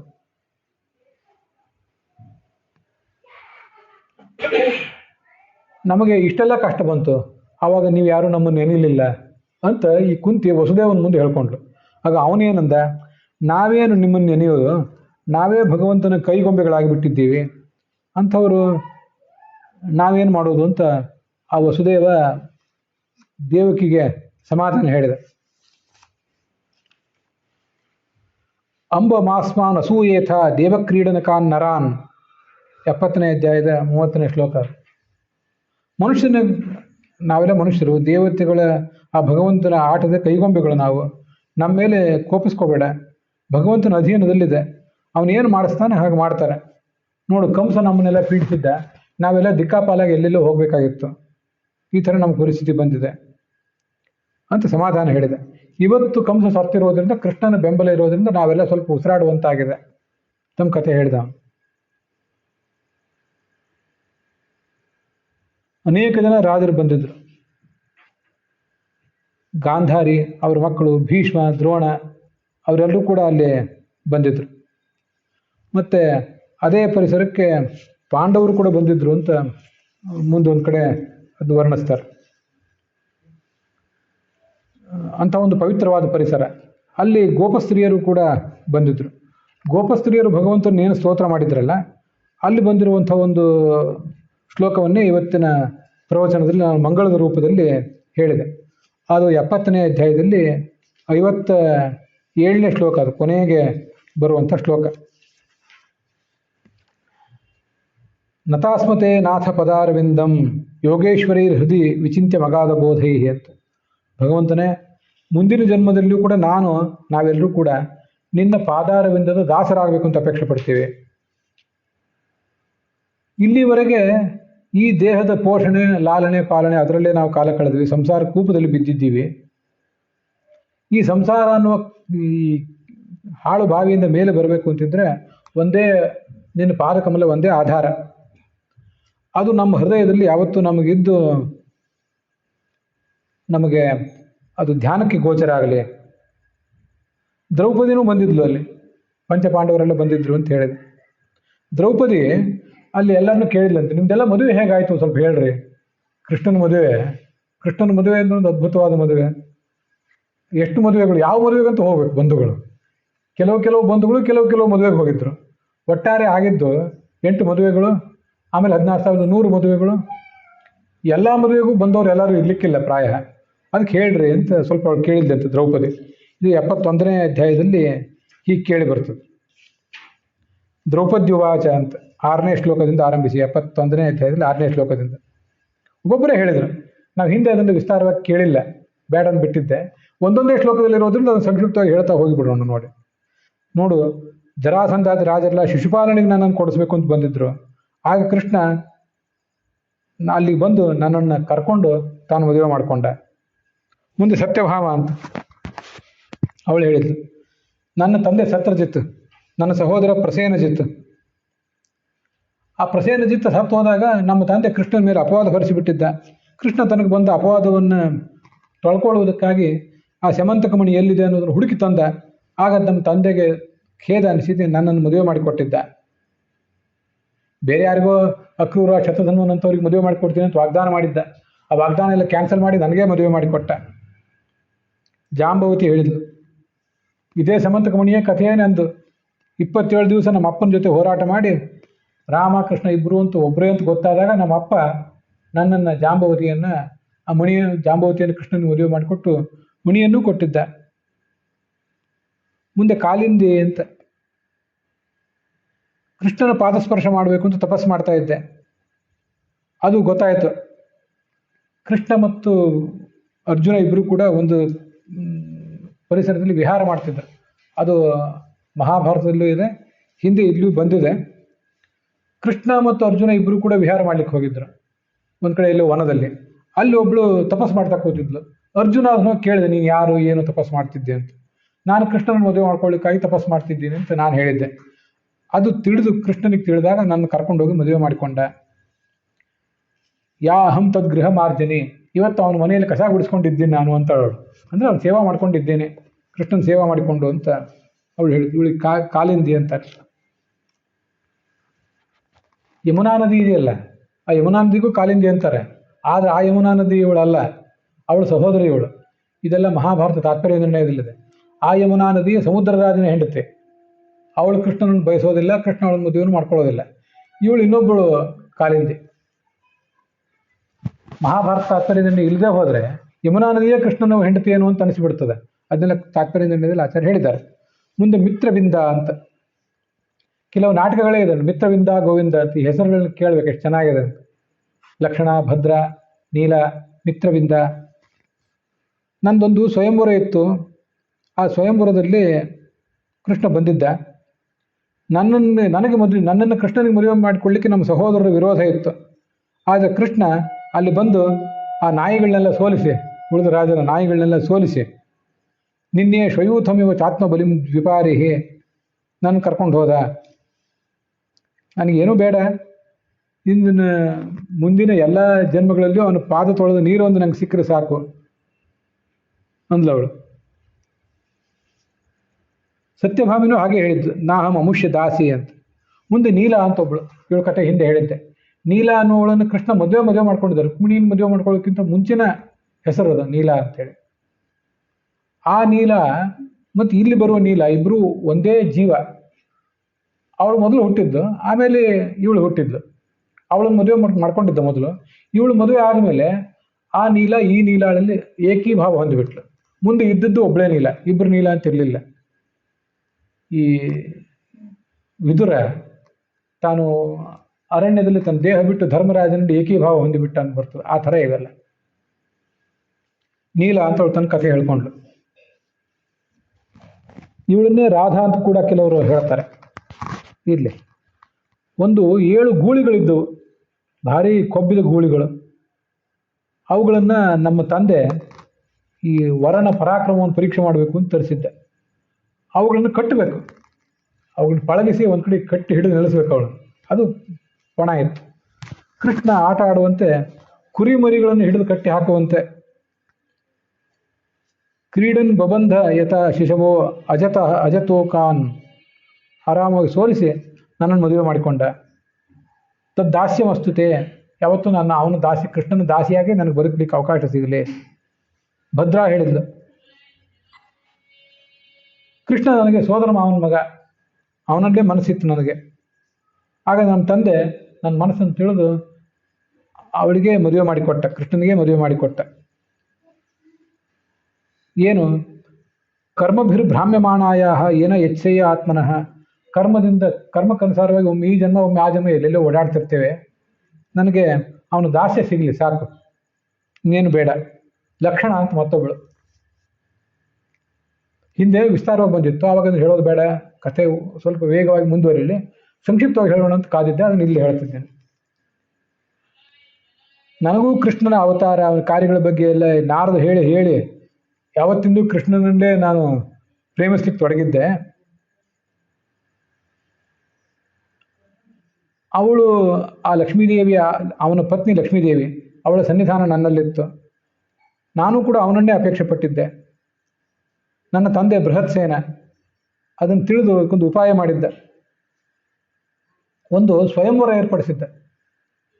ಅರ್ಜುನನ ದ್ರೌಪದಿ ಸ್ವಯಂವರ ಎಲ್ಲರಿಗೂ ಪ್ರಖ್ಯಾತ, ಇಲ್ಲೊಂದು ಕೃಷ್ಣನ ಸ್ವಯಂವರ. ಅದೇನೆಂದರೆ ಒಂದು ಮತ್ಸ್ಯಯಂತ್ರ. ಕೃಷ್ಣ ಅಲ್ಲಿ ಬಂದು ಆ ಮತ್ಸ್ಯಯಂತ್ರವನ್ನು ಹಿಡಿದು ನಿಲ್ಲಿಸಿದ. ಅದು ಹೇಗಿತ್ತು ಅಲ್ಲಿಂದ ವರ್ಣನೆ ಮಾಡ್ತಾರೆ ನೋಡಿ. ಕೃಷ್ಣನ ದ್ರೌಪದಿ ಸ್ವಯಂವರಕ್ಕಿಂತಲೂ ಇದು ಕಠಿಣ ಇತ್ತಂತೆ. ನೀರಿನಲ್ಲಿ ಅದರ ಪ್ರತಿಬಿಂಬ ಕಾಣಬೇಕಿತ್ತು. ಅದು ಮೀನಿನ ಪ್ರತಿಬಿಂಬ ಕಾಣ್ತಿರ್ಲಿಲ್ಲ. ಆದರೆ ಮತ್ಸ್ಯಯಂತ್ರಕ್ಕೊಂದು ಕವಚ ಇತ್ತು, ಆ ಕವಚದ ಪ್ರತಿಬಿಂಬ ಮಾತ್ರ ಕಾಣಿಸ್ತಿತ್ತು. ಅದು ಹೇಗಿತ್ತಂದ್ರೆ, ಈ ಅರ್ಜುನನ ಮತ್ಸ್ಯಯಂತ್ರ ಭೇದ ಮಾಡಿದ್ನಲ್ಲ, ಅರ್ಜುನನ ಪರಾಕ್ರಮಕ್ಕಿಂತ ಕೃಷ್ಣನ ಪರಾಕ್ರಮ ಹೆಚ್ಚಿಂದ. ಯಾಕೆ ಅಂದರೆ ಆ ಮೀನು ಮೇಲೆ ತಿರುಗಾಡ್ತಿತ್ತು, ಕಬ್ಬಿಣದ ಮೀನದು. ಅದನ್ನು ನೀರಿನಲ್ಲಿ ನೋಡಿ ಹೊಡಿಬೇಕಿತ್ತು. ಆ ಮೀನಿಗೆ ಕೆಳಗೊಂದೇನೋ ಕವಚ ಏನೂ ಇರಲಿಲ್ಲ. ಇವ್ರದ್ದು ಹೇಗಿತ್ತಂದ್ರೆ ಈ ಸ್ವಯಂವರದಲ್ಲಿ ಆ ಬಾಣ ಹೋಗಿ ನೇರವಾಗಿ ಮೀನಿಗೆ ತಾಕುವಂತಿರ್ಲಿಲ್ಲ, ಯಾಕಂದ್ರೆ ಅದೊಂದು ಕವಚ ಇತ್ತು. ಬಾಣ ಮೇಲೆ ಹೋಗಿ ಕೆಳಮುಖವಾಗಿ ಮತ್ತೆ ಬಂದು ಬೀಳ್ತದಲ್ಲ, ಅದು ಯಾವುದೇ ಆಗಲಿ, ಒಂದು ಚೆಂಡಾಗಲಿ ಮತ್ತೇನೇ ಗುಂಡಾಗಲಿ ಮೇಲೆ ಹೋಗಿ ಮತ್ತೆ ಗುರುತ್ವಾಕರ್ಷಣ ಶಕ್ತಿ ಮುಗಿದ್ಮೇಲೆ ಕೆಳಗೆ ಬರಬೇಕಲ್ಲ. ಆ ಬಾಣ ಮೇಲೆ ಹೋಗಿ ಅಲ್ಲಿಂದ ಕೆಳಗೆ ಬರುವಾಗ ಆ ಡಬ್ಬಿ ಒಳಗೆ ಹೋಗಿ ಬಿದ್ದು, ಕವಚದ ಒಳಗೆ ಹೋಗಿ ಬಿದ್ದು ಅಲ್ಲಿ ಮತ್ಸ್ಯವನ್ನು ಕೊಲ್ಲಬೇಕಿತ್ತು. ಹೀಗೆ ದ್ರೌಪದಿ ಸ್ವಯಂವರಕ್ಕಿಂತ ಭಾರಿ ಕಷ್ಟದ್ದಿದು, ತುಂಬ ವಿಚಿತ್ರವಾದ ಸ್ವಯಂವರ. ಎಲ್ಲರೂ ಪ್ರಯತ್ನ ಪಟ್ಟರು, ಯಾರಿಗೂ ಅದು ಆಗಲೇ ಇಲ್ಲ. ಬಿಲ್ಲಿನ ಹೆದೆಯನ್ನು ಎಳಿ ಪ್ರಯತ್ನ ಪಟ್ಟರು, ಬಿಲ್ಲಿಗೆ ಹಗ್ಗ ಕಟ್ಟುವುದೇ ಆಗಲಿಲ್ಲ ಅನೇಕ ಜನರಿಗೆ. ನರಕಾಸುರ, ಜರಾಸಂಧ ಯಾರಿಗೂ ಆಗಲಿಲ್ಲ. ದುರ್ಯೋಧನ, ಕರ್ಣ, ಎಲ್ಲಿ ಲಕ್ಷ್ಯ ಇದೆ, ಬಾಣ ಎಲ್ಲಿ ಹೊಡಿಬೇಕು ಅಂತ ಗೊತ್ತಾಗಲಿಲ್ಲ ಎಷ್ಟೋ ಜನರಿಗೆ. ಭೀಮಸೇನ ಅದು ನೋಡಲಿಲ್ಲ, ಅಲ್ಲಿ ಬಂದಿದ್ದ, ಸುಮ್ಮನೆ ನೋಡಿ ಹೋದ. ಆದರೆ ಬಿಲ್ಲನ್ನು, ಆ ಲಕ್ಷ್ಯವನ್ನು ಅವನು ಕಣ್ಣೆತ್ತಿ ನೋಡಲಿಕ್ಕೆ ನಿರಾಕರಿಸಿದ. ಭೀಮೋ ದುರ್ಯೋಧನ ಕರ್ಣ ನಾವಿಂದನ್ ತದವಸ್ಥಿತಿಂ, ಅದು ತಾತ್ಪರ್ಯ ನಿರ್ಣಯದಲ್ಲಿ ಬರ್ತದೆ. ಅದೇನು ಮಾಡಿದಂದರೆ ಸುಮ್ಮನೆ ಅವ್ನು ಸ್ವಯಂವರಕ್ಕೆ ಹೋಗಬೇಕು ಅಂತ ಹೋಗಿದ್ದೆ. ಕೃಷ್ಣನ ಪತ್ನಿಯ ಸ್ವಯಂವರ ಅದು. ಅವಳು ಅವನನ್ನು ಮದುವೆ ಮಾಡ್ಕೊಳ್ಳೋಳು. ನನಗೆ ಸಂಬಂಧವೇ ಪಟ್ಟದ್ದಲ್ಲ ಅಂತ ಭೀಮಾರ್ಜುನರಿಬ್ಬರು, ಭೀಮ ಅಂತೂ ಅಲ್ಲಿ ಹೋಗಲೇ ಇಲ್ಲ. ಮತ್ತು ಅರ್ಜುನ ಸುಮ್ಮನೆ ಅಲಕ್ಷ್ಯದಿಂದ ಕೇವಲ ಸ್ಪರ್ಶಿಸುವಂತೆ ಎಸೆದ. ಅವನಿಗೂ ಗೊತ್ತು ಇದು ನಾನು ಮಾಡ್ಕೊಳ್ಳೋದು ಬೇಡ ಅಂತ. ಹಾಗೆ ದ್ರೌಪದಿ ಸ್ವಯಂವರದಲ್ಲಿಯೂ ಕೂಡ ಯಾದವರು ಪ್ರಯತ್ನ ಪಟ್ಟಿರಲಿಲ್ಲ. ದ್ರೌಪದಿ ಅರ್ಜುನನಿಗೆ ಸಲ್ಲಬೇಕಾದವಳು, ಪಾಂಡವರಿಗೆ ಸಲ್ಲಬೇಕಾದವಳು ಅಂತ ಗೊತ್ತಿತ್ತು. ನಾವೆಲ್ಲ ಅಲ್ಲಿ ಸುಮ್ಮನೆ ಮದುವೆ ನೋಡ್ಲಿಕ್ಕೆ ಹೋಗಿದ್ದೀವಿ, ಗೊತ್ತಿರಲಿ, ನೀವು ಯಾರು ಕೈ ಹಾಕ್ತಕ್ಕದ್ದಲ್ಲ ಅಂತ ಕೃಷ್ಣ ತಾಕೀತು ಮಾಡಿದ್ದ. ಹಾಗೆ ಇಲ್ಲಿಯೂ ಕೂಡ ಲಕ್ಷ್ಯ ಭೇದಕ್ಕೆ ಅವನು ವಿಶೇಷ ಪ್ರಯತ್ನನೇ ಮಾಡಲಿಲ್ಲ. ಆಗ ಕೃಷ್ಣ ಅಲ್ಲಿ ಬಂದು ಅನಾಯಾಸವಾಗಿ ಬಾಣ ಹೂಡಿ ಮತ್ಸ್ಯಯಂತ್ರದ ಪ್ರತಿಬಿಂಬ ನೋಡಿದ ಕೆಳಗೆ ನೀರಿನೊಳಗೆ, ಬಾಣ ಎಸೆದ. ಆ ಮತ್ಸ್ಯಯಂತ್ರದ ಭೇದನ ಆಯಿತು. ನಾನು ಅವನಿಗೆ ಮಾಲೆ ಹಾಕಿದೆ. ರಾಜರೆಲ್ಲ ದಿಗ್ಭ್ರಾಂತಿಯಿಂದ ನೋಡ್ತಾ ಇದ್ರು. ಎಲ್ಲ ವಾದ್ಯಗಳು ಮೊಳಗಿದವು, ನರ್ತಕರೆಲ್ಲ ಪ್ರಶಂಸೆ ಮಾಡಿದರು. ಇದನ್ನೊಂದನ್ನೇ ಸ್ವಲ್ಪ ವಿಸ್ತಾರವಾಗಿ ವರ್ಣನೆ ಮಾಡ್ತಾರೆ. ರಾಜರಿಗೆ ಸಹಿಸ್ಲಿಕ್ಕಾಗಲಿಲ್ಲ. ಅವರೆಲ್ಲ ಕುದುರೆ ತೊಗೊಂಡು ಯುದ್ಧಕ್ಕೆ ಬಂದರು, ರಥ ತೊಗೊಂಡು. ಕೃಷ್ಣ ಅವನು ಯುದ್ಧಕ್ಕೆ ಬಂದ. ಎಲ್ಲರನ್ನು ಸೋಲಿಸಿ ಆ ಕೃಷ್ಣನ ಸಾರಥಿ ದಾರುಕ ಅಂತ ಏನಿದ್ನಲ್ಲ, ಅವನು ರಥ ಮುಂದೆ ತೊಗೊಂಡು ಹೋದ. ಕೆಲವರು ಕೃಷ್ಣನ ಕೈಯಿಂದ ಸೋತು ಸತ್ತೇ ಹೋದರು, ಕೆಲವರು ಬರೀ ಸೋತು ಹೋದರು. ದ್ವಾರಕಾನಗರಕ್ಕೆ ಹೊರಟೋದ. ನಮ್ಮ ತಂದೆ ಮತ್ತೊಂದು ಬಾರಿ ವೈಭವದಿಂದ ಮದುವೆ ಮಾಡಿಕೊಟ್ಟ. ಆತ್ಮಾರಾಮಸ್ಯ ತಸ್ಯೇಮ ವಯಂ ವೈ ಗೃಹದಾಸಿಕಾ ಸರ್ವಸಂಗ ನಿವೃತ್ಯ ಅದ್ಧ ತಪಸಾಚ ಬಭೂವಿಮ. ಕೃಷ್ಣನನ್ನು ಮದುವೆ ಮಾಡ್ಕೊಳ್ಳೋದು ಸುಲಭದ ಕೆಲಸ ಅಲ್ಲ. ನಮ್ಮ ಪತ್ನಿಯವರು ನಾವೇನು ದೊಡ್ಡ ತಪಸ್ಸು ಮಾಡಿ ನಮ್ಮನ್ನೇನು ಮದುವೆ ಮಾಡ್ಕೊಂಡಿಲ್ಲ. ನಾವು ಏನು ದೊಡ್ಡ ತಪಸ್ಸು ಮಾಡಿ ನಮ್ಮ ಹೆಂಡತಿಯನ್ನು ಮದುವೆ ಮಾಡ್ಕೊಂಡಿಲ್ಲ. ನಮ್ಮ ಯೋಗ್ಯತೆಯೋ ಅಷ್ಟರಲ್ಲೇ ಇದೆ, ಅವ್ರ ಯೋಗ್ಯತೆಯೋ ಅಷ್ಟರಲ್ಲೇ ಇದೆ. ಆದರೆ ಭಾಗವತದ 1ನೇ ಸ್ಕಂದದಲ್ಲಿ ಆ ವಿಷಯ ಬರ್ತದೆ. ಈತಾಃ ಪುರ ಸ್ಥಿತ್ವ ಅವಾಪ್ತಯೇ ಕಿಲ ನಿರಸ್ತ ಶೋಕಂ ಬತ ಸಾಧು ಕುರುವತೆ ಅಂತ. ಇವು 8 ಜನರ ಕಥೆ ಇಷ್ಟ ಆಯ್ತು. ಇನ್ನು 16,100 ಜನ ಇದ್ರಲ್ಲ, ಅವರೆಲ್ಲ ಅಗ್ನಿಯ ಮಕ್ಕಳು. ಅವರು ಗಂಡಾಗಿದ್ದರೆ ಸೇವೆ ಮಾಡಲಿಕ್ಕೆ ಸ್ವಲ್ಪ ಇತಿಮಿತಿ ಇರ್ತದೆ, ತೀರಾ ಹತ್ರ ಹೋಗಿ ಸೇವೆ ಮಾಡಲಿಕ್ಕೆ ಬರೋದಿಲ್ಲ. ಹೆಣ್ಣೆ ಆದರೆ ಗಂಡನ ಸೇವೆಯನ್ನು ಸಂಪೂರ್ಣವಾಗಿ ಮಾಡ್ಬೋದು. ಅದ್ರ ಹಿಂದೆ ಸ್ವಾರಸ್ಯ ಅದು. ಸರ್ವಾಂಗ ಪೂರ್ಣವಾದ ಸೇವಾ ಮಾಡ್ಬೋದು. ಅದಕ್ಕಾಗಿ ಹೆಂಗಸರು, ನಾವೆಲ್ಲ ಹೆಂಗಸರಾಗಬೇಕು, ಹೆಂಗಸರಾಗಿ ಭಗವಂತನ ಸೇವಾ ಮಾಡಬೇಕು ಅಂತ. ಹಾಗೆ ಅಗ್ನಿಯ ಮಕ್ಕಳಾದವರು ಎಲ್ಲರೂ ಇನ್ನೊಂದ್ಸರಿ ದೇವತೆಗಳ ಮಕ್ಕಳು, ಗಂಧರ್ವರ ಮಕ್ಕಳು ಕೆಲವರು, ರಾಜರ ಮಕ್ಕಳು ಕೆಲವರಾಗಿ ಎಲ್ಲೆಲ್ಲೋ ಹುಟ್ಟಿ ಮುಂದೆ ಮದುವೆ ಮಾಡ್ಕೊಂಡಿದ್ದಂತ ಅದು ತಾತ್ಪರ್ಯ ನಿರ್ಣಯದಲ್ಲಿದೆ. ಅದೇ ಹೇಳಿದೆ, ಸರ್ವಸಂಗ ಪರಿತ್ಯಾಗ ಮಾಡಿ ಜಗತ್ತಿನಲ್ಲಿ ಏನೂ ಬೇಡ ನಮ್ಗೆ, ಕೃಷ್ಣನ ಸೇವಾ ಸಾಕು ಅಂತ ಆಲೋಚನೆ ಮಾಡಿ ತಪಸ್ಸು ಮಾಡಿ ಅವನು ಮದುವೆ ಮಾಡ್ಕೊಂಡಿದ್ದೀವಿ. ಗೃಹ ದಾಸಿಕಾಹ, ನಾವೆಲ್ಲ ಅವನ ಮನೆಯ ದಾಸಿಯರು. 16,100 ಮಂದಿದು ಕಥೆ ಕೇಳ್ತಾ ಕೂತ್ರೆ ಅವ್ರೊಬ್ಬೊಬ್ಬರದೇ ಹೇಳ್ತಾ ಹೋದರೆ ಅದು ಮುಗಿಲಿಕ್ಕಿಲ್ಲ, ಭಾಗವತನೇ ಮುಗಿಲಿಕ್ಕಿಲ್ಲ. ಮತ್ತು ಅವರೆಲ್ಲರದು ಒಂದೇ ಕಥೆ, ಪ್ರತ್ಯೇಕ ಕಥೆಗಳೇನೂ ಇಲ್ಲ. ಅವರೆಲ್ಲ ಒಟ್ಟಿಗೆ ಹೇಳ್ಬಿಟ್ರಂತೆ. ಅಥವಾ ಅವ್ರ ಲೀಡರ್ ಯಾರು ಒಬ್ರು ಇದ್ದಿರಬೇಕು. ಕಷೇರು ಅಂತ ಒಬ್ಳು ಇದ್ಲು, ಅವಳ ಹೆಸರನ್ನು ತಾತ್ಪರ್ಯ ನಿರ್ಣಯದಲ್ಲಿ ಬಂದಿದ್ದನ್ನು ನಿನ್ನೆ ದಿವಸ ಹೇಳಿದ್ದೆ. ಅವಳೊಬ್ಬಳೇನಾದರೂ ಹೇಳಿದ್ದಿರಬೇಕು. ನಾವು ಯಾವತ್ತೂ ಕೂಡ ಕೃಷ್ಣನ ಪಾದಕಮಲವನ್ನೇ ಬಯಸ್ತಾ ಇದ್ದೆವು. ಸಂಸಾರದಿಂದಲೇ ನಮ್ಮನ್ನು ಎಲ್ಲರನ್ನೂ ಬಿಡುಗಡೆ ಮಾಡಬಲ್ಲ ಕೃಷ್ಣ ನರಕನ ಬಂಧದಿಂದ ನಮ್ಮನ್ನು ಬಿಡುಗಡೆ ಮಾಡಿದ, ನಮ್ಮನ್ನು ಮದುವೆ ಮಾಡಿಕೊಂಡ. ನಮಗೆ ಅವ್ರು ದ್ರೌಪದಿಗೆ ಹೇಳಿದ್ರಂತೆ, ನೋಡು ದ್ರೌಪದಿ, ನಮಗೆ ಯಾವುದೇ ದೊಡ್ಡ ಸಾಮ್ರಾಜ್ಯ ಇತ್ಯಾದಿ ಏನೂ ಬೇಕಾಗಿಲ್ಲ. ಕೃಷ್ಣನ ಆ ಪಾದಕಮಲದ ಧೂಳು ಒಂದಿಷ್ಟು ಸಿಕ್ಕರೆ ಸಾಕು, ನಮಗದು ಇನ್ನೇನೂ ಬೇಕಾಗಿಲ್ಲ. ಚತುರ್ಮುಖ ಬ್ರಹ್ಮನ ಪದವಿಯೂ ಬೇಕಾಗಿಲ್ಲ ಅಂತ ಹೀಗಾದ್ರ ಅರ್ಥ.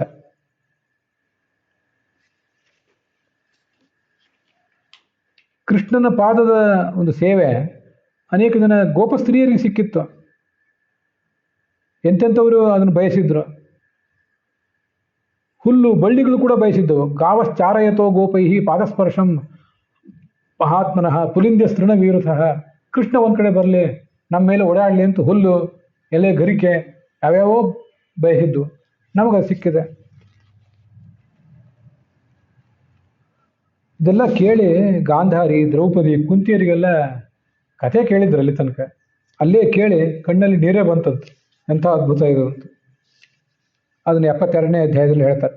ಸರ್ವ ವಿಶಿಸ್ಮಿಹು ಅಲಮಶ್ರು ಕುಲಾಕುಲಾಕ್ಷ್ಯ. ಅದೇ ಸಂದರ್ಭದಲ್ಲಿ ಈ ಹೆಂಗಸರದ ಮೀಟಿಂಗ್ ನಡೆದಿತ್ತಲ್ಲ, ಆಗ ಋಷಿಗಳು ಬಂದ್ರಂತೆ. ಋಷಿಗಳ ಮಹತ್ವವನ್ನು ಇಲ್ಲಿ ವರ್ಣನೆ ಮಾಡ್ತಾರೆ. ಅವರು ಋಷಿಗಳೆಲ್ಲ ಅಲ್ಲಿ ಬಂದು ಕೂತರು. ಯಾರ್ಯಾರು ಇದ್ರಲ್ಲಿ ಅಂತ ಹೇಳ್ತಾರೆ ನೋಡ್ರಿ. ವೇದವ್ಯಾಸ ಇದ್ರು, ನಾರದ ಇದ್ದ, ವಿಶ್ವಾಮಿತ್ರ, ಪರಶುರಾಮ ಇದ್ದ. ಇದೇ ಇನ್ನು 5,000 ವರ್ಷದ ಹಿಂದೆ ಕೃಷ್ಣ, ಪರಶುರಾಮ, ವ್ಯಾಸ 3 ಜನ ಭಗವಂತನ ಅವತಾರಗಳು ಇದ್ದಂತು ಒಂದು ಕಾಲ ಅದು. ಅಗಸ್ತ್ಯ ಎಲ್ಲರೂ ಇದ್ರು. ಎಲ್ಲರೂ ಅಲ್ಲಿ ಕೂತರು. ಬಲರಾಮಕೃಷ್ಣರಿಬ್ಬರು ಮುನಿಗಳನ್ನು ಸ್ವಾಗತ ಮಾಡಿ ಕೂಡಿಸಿದ್ರು. ಬನ್ನಿ ಕೂತ್ಕೊಳ್ಳಿ ಅಂತ ಕೂಡಿಸಿದ್ರು. ಕೃಷ್ಣ ಹೇಳಿದಂತೆ, ಯೋಗೇಶ್ವರರು ನೀವೆಲ್ಲ ಬಂದಿದ್ರೆ ನಮ್ಮ ಜನ್ಮ ಸಫಲ ಆಯಿತು ಅಂತ. ನೋಡಿ, ನ ಹೆಮ್ಮಯಾನಿ ತೀರ್ಥಾನಿ, ಈ ಶ್ಲೋಕ ನಾನು ಮರೆಯೋದಿಲ್ಲ ಯಾವತ್ತು. ನಿತ್ಯ ಒಂದ್ಸರಿ ಯಾವುದೇ ಜ್ಞಾನಿಗಳನ್ನ ಕಂಡಾಗ ಈ ಶ್ಲೋಕ ಹೇಳ್ತಿರ್ತೇನೆ. ಯಾಕೆಂದ್ರೆ ಕೃಷ್ಣ ಈ ಶ್ಲೋಕವನ್ನು ಹಿಂದೊಂದ್ಸರಿ ಅಕ್ರೂರನಿಗೆ ಹೇಳಿದ್ದ. ಇದೇ ಶ್ಲೋಕವನ್ನು ಇವತ್ತು ಜ್ಞಾನಿಗಳಿಗೆ ಹೇಳ್ತಿದ್ದಾನೆ. ಇದು ಈ 10ನೇ ಸ್ಕಂದದ 72ನೇ ಅಧ್ಯಾಯದಲ್ಲಿ 11ನೇ ಶ್ಲೋಕ ಇದು. ಅಕ್ರೂರನನ್ನು ಇದೇ ಮಾತಿನಿಂದ ಸ್ತುತಿಸಿದ್ದ. ನೀರಿನ ತೀರ್ಥ, ನದಿ ತೀರ್ಥ ತೊಗೊಂಡು ಏನು ಮಾಡಬೇಕು, ಕಲ್ಲಿನ ದೇವ್ರನ್ನ ತೊಗೊಂಡು ಏನು ಮಾಡಬೇಕು, ಅಲ್ಲೆಲ್ಲ ದೀರ್ಘಕಾಲ ಸೇವಾ ಮಾಡಿದರೆ ಏನಾದ್ರು ಫಲ ಸಿಗ್ತದೆ. ಒಳ್ಳೆ ನೋಡಿದರೆ ಗಂಗಾ ನದಿಯನ್ನು ನೋಡ್ತಾ ಕೂತ ಫಲ ಸಿಗ್ತದೆ? ಏನೂ ಸಿಗೋದಿಲ್ಲ.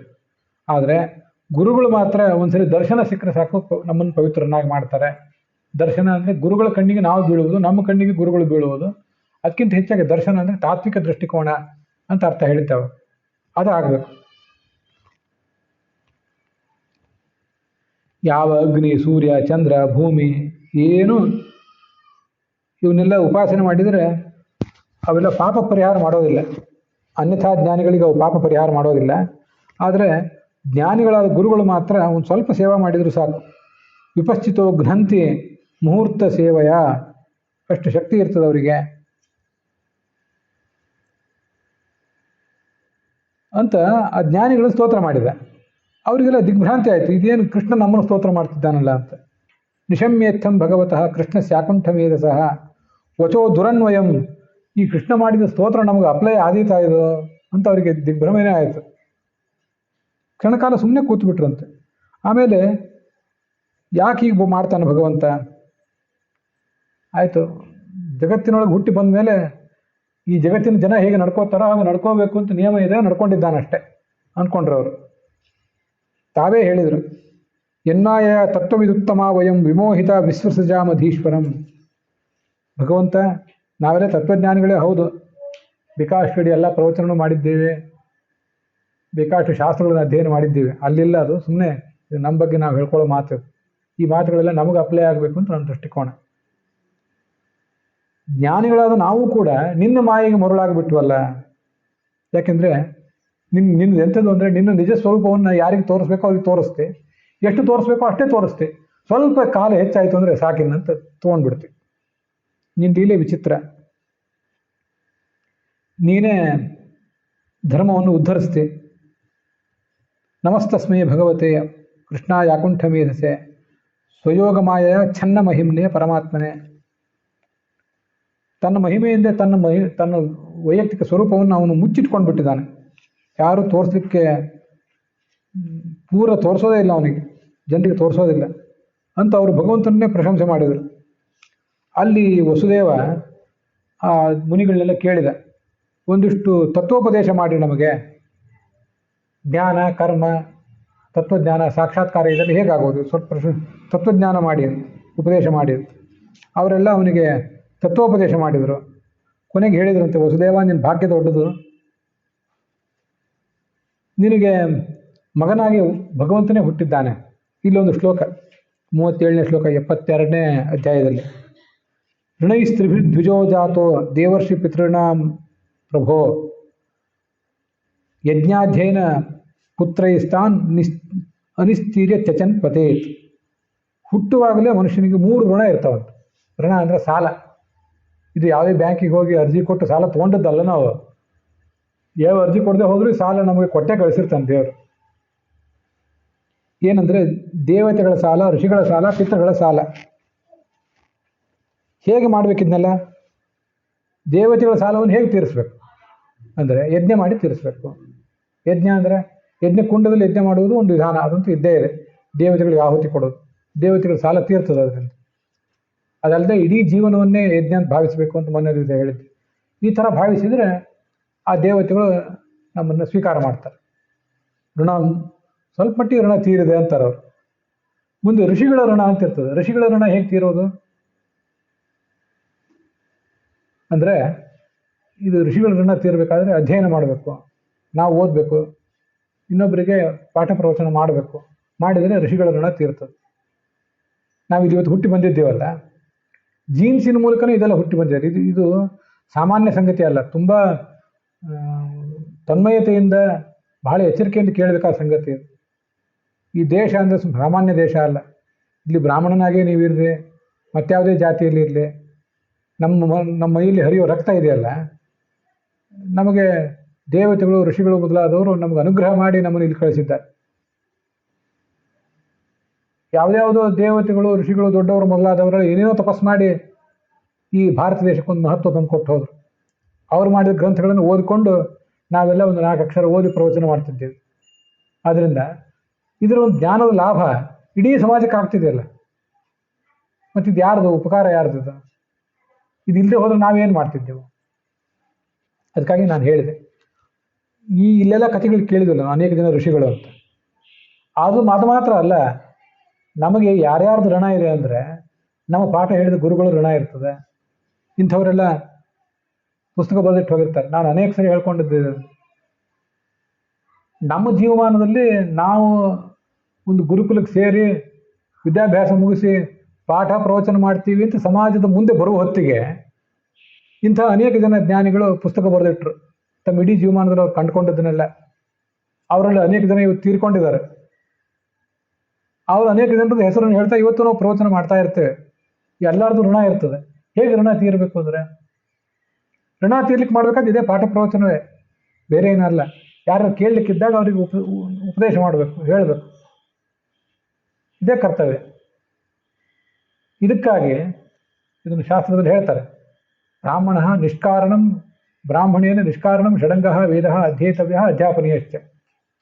ಒಂದು ಪೈಸಾನೂ ಸಂಭಾವನೆ ತಗೊಳ್ಳದೆ, ಯಾರೂ ಕೊಡದೆ ಹೋದ್ರೂ, ಶಾಲು ಸಂಭಾವನೆ ಕೊಡದೆ ಹೋದ್ರೂ ಇದನ್ನು ಮಾಡಬೇಕು. ಯಾಕೆಂದರೆ ಸಾಲ ತೀರಿಸಲಿಕ್ಕಾಗಿ ಮಾಡ್ತಿರೋದು. ಇದನ್ನು ನಿಮಗೆ ಯಾರಿಗೂ ಉಪಕಾರ ಆಗಲಿ ನಾವು ಮಾಡ್ತಿರೋದಲ್ಲ. ನಿಮಗೇನಾದ್ರು ಅನುಗ್ರಹ ಆಗೋದಿದ್ರೆ, ನಿಮಗೆ ಉಪಕಾರ ಆಗೋದಿದ್ರೆ ದೇವರಿಂದ ಆಗಬೇಕು. ನಾವೆಲ್ಲ ನಿಮಿತ್ತರಷ್ಟೇ. ನಾವಿದನ್ನು ಮಾಡ್ತಿರೋದು ನಮ್ಮ ಸಾಲ ತೀರಿಸೋ ಕೆಲಸ. ಇದನ್ನು ಸಾಲ ತೀರಿಸಿದ್ರೆ ನಮ್ಗೆ ಯಾರು ಸಂಭಾವನೆ ಕೊಡ್ತಾರೆ? ನೀವು ಗಮನಿಸಿ ನೋಡಿ. ಸಾಲ ಮಾಡಿದ್ರಿ ಬ್ಯಾಂಕಿನಲ್ಲಿ, ಬ್ಯಾಂಕಿಗೆ ಹೋಗಿ ಸಾಲ ತೀರಿಸಿದ್ರಿ. ಸಾಲ ಮಾಡಿ ತೀರಿಸಿದ್ರೆ ಒಳ್ಳೆ ಕೆಲಸ ಆಯ್ತು, ನೀವು ಸನ್ಮಾನ ಮಾಡ್ತೀವಿ ಅಂತ ಬ್ಯಾಂಕಿನವ್ರು ನಿಮ್ಗೆ ಸನ್ಮಾನ ಮಾಡ್ತಾರೇನು? ಸಾಲ ತೊಗೊಂಡಿದ್ರಿ, ತೀರಿಸಿದ್ರಿ, ನಿಮ್ಮ ಕರ್ತವ್ಯ. ತೀರಿಸದೆ ಹೋದ್ರೆ ನಿಮ್ಮನ್ನು ಕೋರ್ಟಿಗೆ ಎಳಿತೀವಿ ಅಷ್ಟೇ ಅಂತಾರೆ ಅವರು. ಹಾಗಾಗಿ ಸಾಲ ತೀರಿಸುವಾಗ ನಾವು ಸಾಲ ತೀರಿಸ್ತಿದ್ದೀವಿ ಅಂತ ಎಚ್ಚರ ಇರಬೇಕೇ ಹೊರತು ನಾವ್ಯಾರಿಗೂ ಏನು ಉಪಕಾರ ಮಾಡ್ತಿದ್ದೀವಿ ಅಂತ ಭ್ರಮೆ ಇರಬಾರ್ದು. ಇಂಥ ಎಷ್ಟೆಷ್ಟೋ ಜನ ಮಹನೀಯರಾಗಿ ಹೋಗಿದ್ದಾರೆ. ಇನ್ನು ಕೇಳಿದ್ದೀನಿ ನಾನು. ಒಬ್ರು ಯಾರೋ ಭಾಗವತ ಪ್ರವಚನ ಮಾಡ್ತಿದ್ರಂತ.